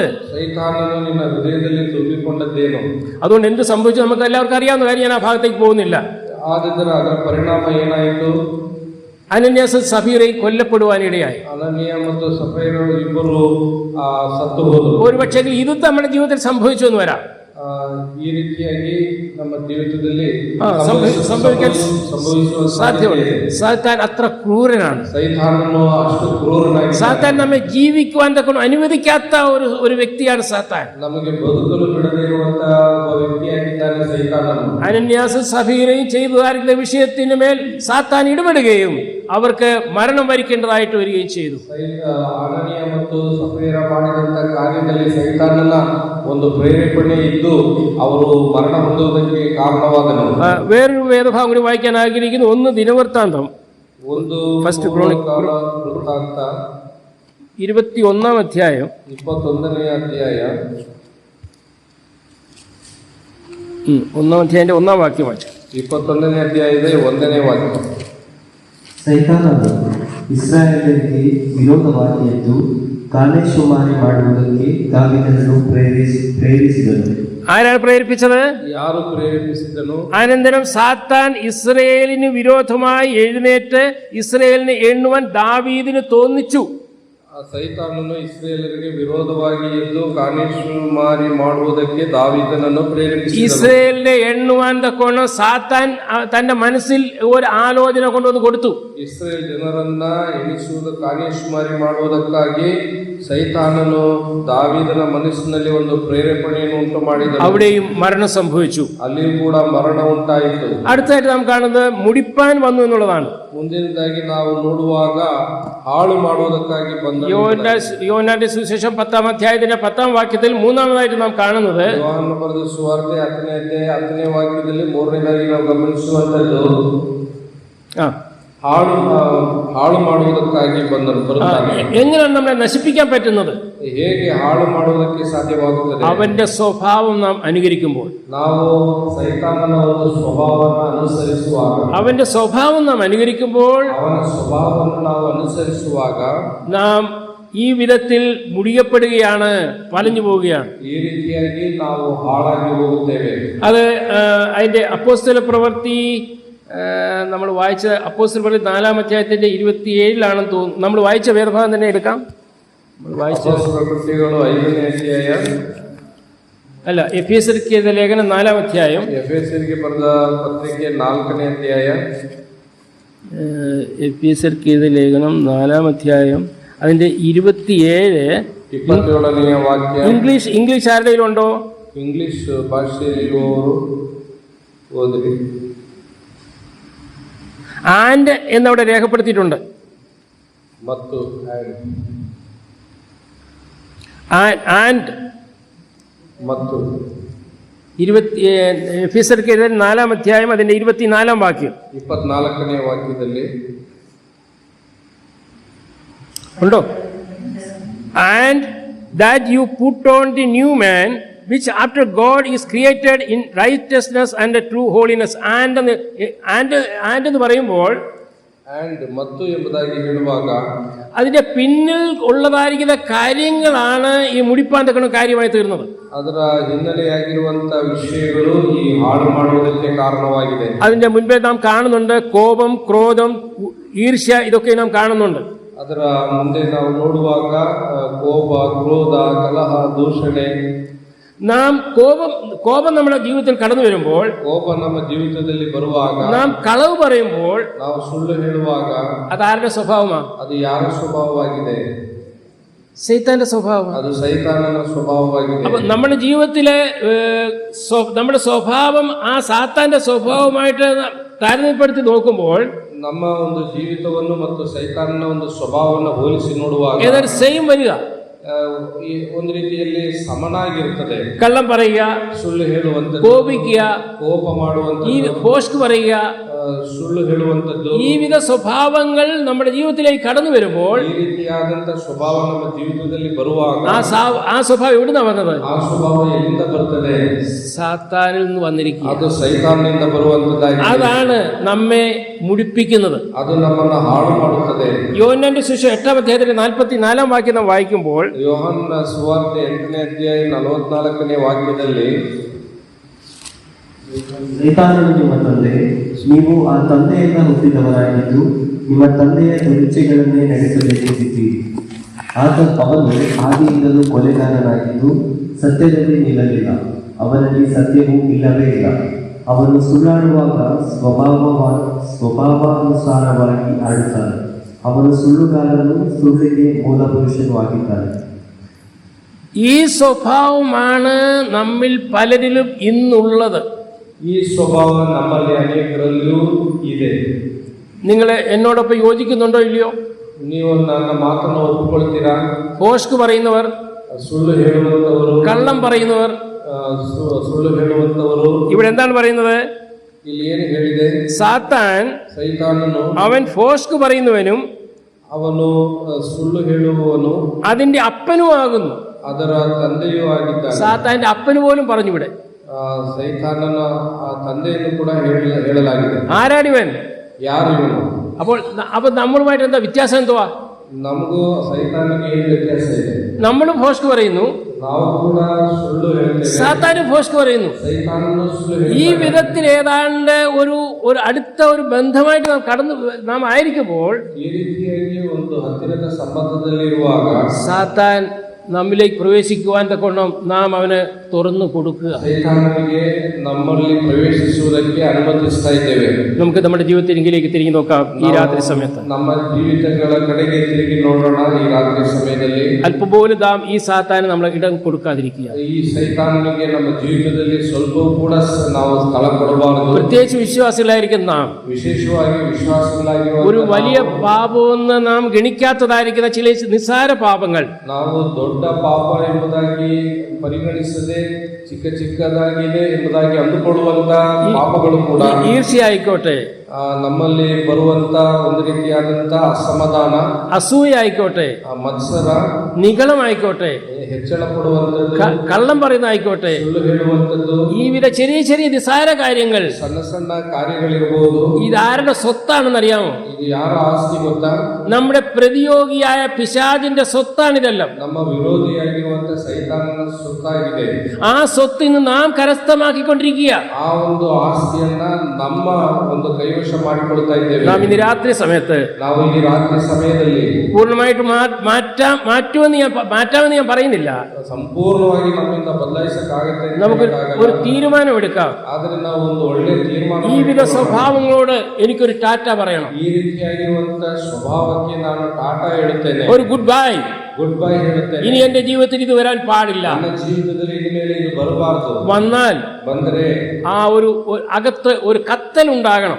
ನಮ್ಮ ಒಳಗೆ ಒಂದು ರೀತಿಯಾದಂತ ಉರಿ ಉಂಟಾಗಬೇಕು. അയ്യോ, ഞാൻ കള്ളം പറഞ്ഞല്ലോ, ನಾನು ಸುಳ್ಳು ಹೇಳಿದ್ನಲ್ಲ, എന്റെ ജീവിതത്തിൽ തെറ്റ് പറ്റിയല്ലോ. ನನ್ನ ಜೀವಿತದಲ್ಲಿ ತಪ್ಪಾಯ್ತಲ್ಲ. ആ വിധത്തിലുള്ളതായിരിക്കുന്ന ഒരു നമ്മുടെ ഹൃദയത്തിനകത്ത് ഒരു വിഷയം നമ്മുടെ ജീവിതത്തിൽ ഉണ്ടായിരിക്കേണ്ടത് ആവശ്യമാണ്. ನಮ್ಮ ಒಂದು ಜೀವಿತದಲ್ಲಿ ಆ ವಿಷಯದ ಕುರಿತಾಗಿರುವಂತ ಒಂದು ನೋವು ಉಂಟಾಗಬೇಕು. ഇതാണ് നമുക്ക് ആവശ്യമായിരിക്കുന്നത്. ಇದು ನಮಗೆ ಬಹಳ ಅವಶ್ಯವಾಗಿದೆ. സാത്താന് ഇടം കൊടുക്കരുത്. ಸೈತಾನನಿಗೆ ಅವಕಾಶ ಕೊಡಬಾರದು. ഞാൻ എന്റെ വാക്കുകൾ ഇവിടെ അവസാനിപ്പിക്കാൻ ആഗ്രഹിക്കുന്നു. ನನ್ನ ಮಾತುಗಳನ್ನು ಮುಗಿಸುವುದಕ್ಕೆ ಬಯಸ್ತೇನೆ. നമ്മുടെ സാത്താന് നമ്മുടെ ജീവിതത്തിൽ ഇടം കൊടുക്കാതെ ಸೈತಾನನಿಗೆ ನಮ್ಮ ಜೀವಿತದಲ್ಲಿ ಅವಕಾಶ ಕೊಡದೆ ഓരോ ദിവസം മുൻപോട്ട് പോകും തോറും ಪ್ರತಿದಿನವೂ ನಾವು ಮುಂದೆ ಹೋಗುವಾಗ നമുക്ക് ആത്മീയമായിട്ട് വളരേണ്ടത് ആവശ്യം. ನಾವು ಆತ್ಮಿಕವಾಗಿ ಬೆಳೆಯಬೇಕಾದ ಅವಶ್ಯಕತೆ ಇದೆ. ആത്മീയമായിട്ട് വളരണമെന്നുണ്ടെങ്കിൽ ಆತ್ಮಿಕವಾಗಿ ನಾವು ಬೆಳೆಯಬೇಕಂದ್ರೆ ഈ സാത്താന്റെ നമ്മുടെ പ്രതിയോഗിയായ സാത്താനിന് മുൻപിൽ നമുക്ക് വിശ്വാസത്തിൽ നിലനിൽക്കണമെങ്കിൽ ಈ ವಿರೋಧಿಯಾಗಿರುವಂತ ಸೈತಾನನ ಮುಂದೆ ನಾವು ನಂಬಿಕೆಯಲ್ಲಿ ದೃಢವಾಗಿ ನಿಲ್ಲಬೇಕಾದರೆ തേനിലും തേൻകട്ടയിലും മാധുര്യമേറിയിരിക്കുന്ന ഈ വചനം നമുക്ക് പഠിക്കേണ്ടിയിരിക്കുന്നു. ನಾವು ಜೇನಿಗಿಂತಲೂ ಶೋಧಿಸಿದ ಜೇನುತುಪ್ಪಕ್ಕಿಂತಲೂ ಮಧುರವಾಗಿರುವಂತ ಈ ದೇವರ ವಾಕ್ಯವನ್ನು ಕಲಿಯುವಾಗ ഈ നാളുകളിൽ നമ്മുടെ ജീവിതത്തിലുള്ള ഏറ്റവും വലിയ കുറവെന്തെന്ന് ചോദിച്ചു കഴിഞ്ഞാൽ ಈ ದಿನಮಾನಗಳಲ್ಲಿ ನಮ್ಮ ಜೀವಿತಗಳಲ್ಲಿ ಕಂಡು ಬರುವಂತ ಒಂದು ಕೊರತೆ ಏನೆಂದರೆ യൂട്യൂബിലൊക്കെ ഒത്തിരി മെസ്സേജ് നമുക്ക് കിട്ടുന്നുണ്ട്. ನಮಗೆ ಯೂಟ್ಯೂಬ್ ನಲ್ಲಿ ತುಂಬಾ ಮೆಸೇಜ್ಗಳು ಸಿಗ್ತಾ ಇದೆ. പലരും അത് കേൾക്കുന്നുണ്ട്. ಅನೇಕರು ಅದನ್ನ ಕೇಳ್ತಾರೆ. അതല്ല ദൈവവചന പഠനം. ಅದಲ್ಲ ದೇವರ ವಾಕ್ಯದ ಒಂದು അതുകൊണ്ട് നമുക്ക് അറിവ് കിട്ടുന്നുണ്ട്. ಅದರಿಂದ ನಮಗೆ ಜ್ಞಾನ ಸಿಗ್ತದೆ. എന്നാൽ ഈ പ്രതിയോഗിയായ സാത്താനിൽ നമുക്കകന്ന് ജീവിക്കണമെന്നുണ്ടെങ്കിൽ ಈ ವಿರೋಧಿಯಾಗಿರುವಂತ ಸೈತಾನನ್ನ ನಾವು ಜಯಿಸಿ ದೂರ ಇರ್ಬೇಕಂದ್ರೆ ഈ തേനിലും തേൻകെട്ടിലും മാധുര്യമേറിയിരിക്കുന്ന ഈ വചനം നാം ധ്യാനിക്കേണ്ടത് ആവശ്യമാണ്. ಈ ಒಂದು ಜೇನಿಗಿಂತಲೂ ಶೋಧಿಸಿದ ಜೇನುತುಪ್ಪಕ್ಕಿಂತಲೂ ಸಿಹಿಯಾಗಿರುವಂತ ದೇವರ ವಾಕ್ಯವನ್ನು ಧ್ಯಾನಿಸಬೇಕು. ദൈവസന്നിധിയിൽ വചനം തുറന്നുകൊണ്ട് ದೇವರ ಸನ್ನಿಧಿಯಲ್ಲಿ ದೇವರ ವಾಕ್ಯವನ್ನು ತೆರೆದು ദൈവവചനം വായിച്ചുകൊണ്ട് ನಾವು ದೇವರ ವಾಕ್ಯವನ್ನು ಓದುತ್ತಾ കർത്താവിനോട് നമുക്ക് പ്രാർത്ഥിക്കാം. ನಾವು ಕರ್ತನ ಬಳಿಯಲ್ಲಿ ಪ್ರಾರ್ಥನೆ ಮಾಡೋಣ. കർത്താവേ, ഇത് എന്നോട് എന്ത് സംസാരിക്കാൻ ആഗ്രഹിക്കുന്നു? ಕರ್ತನೇ, ನೀನು ಈ ದಿನ ಏನು ನನ್ನೊಂದಿಗೆ ಮಾತನಾಡುತ್ತೀಯ? ഇതിൽ നിന്ന് എനിക്ക് എന്ത് പഠിക്കാനുണ്ട്? ಇದರಿಂದ ನಾನು ಏನು ಕಲಿಯಬೇಕು? എനിക്ക് ക്രിസ്തീയ ജീവിതത്തിൽ വളരുവാൻ തക്കോണം ഈ ഭാഗത്ത് നിന്ന് എനിക്ക് എന്തുണ്ട്? ಈ ಕ್ರಿಸ್ತಿಯ ಜೀವಿತದಲ್ಲಿ ನಾನು ಬೆಳೆಯುವುದಕ್ಕೆ ಈ ಭಾಗದಲ್ಲಿ ಏನಿದೆ?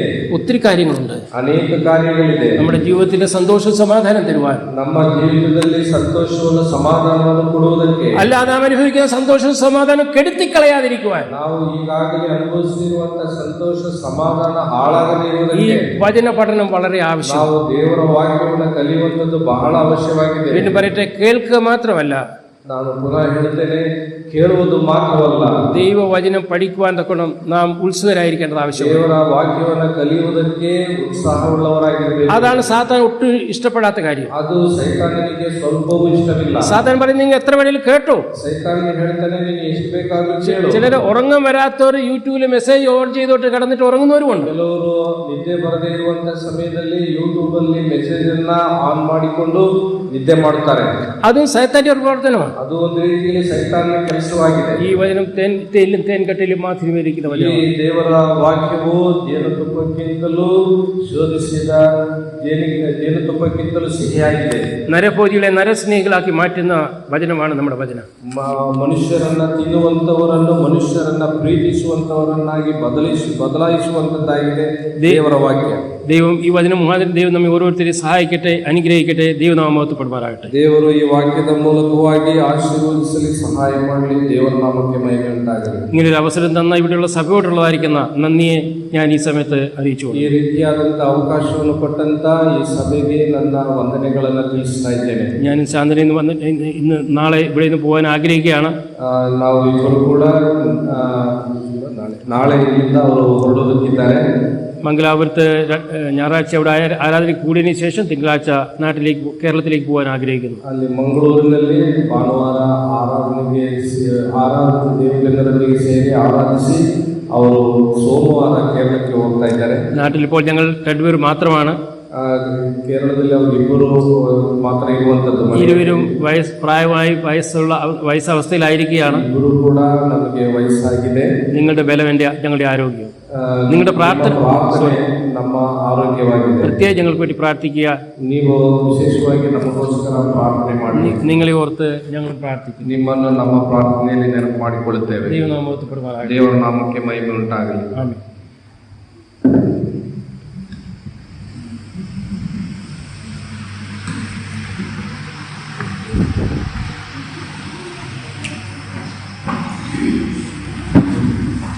ಈ ಸಾಯಂಕಾಲದಲ್ಲಿ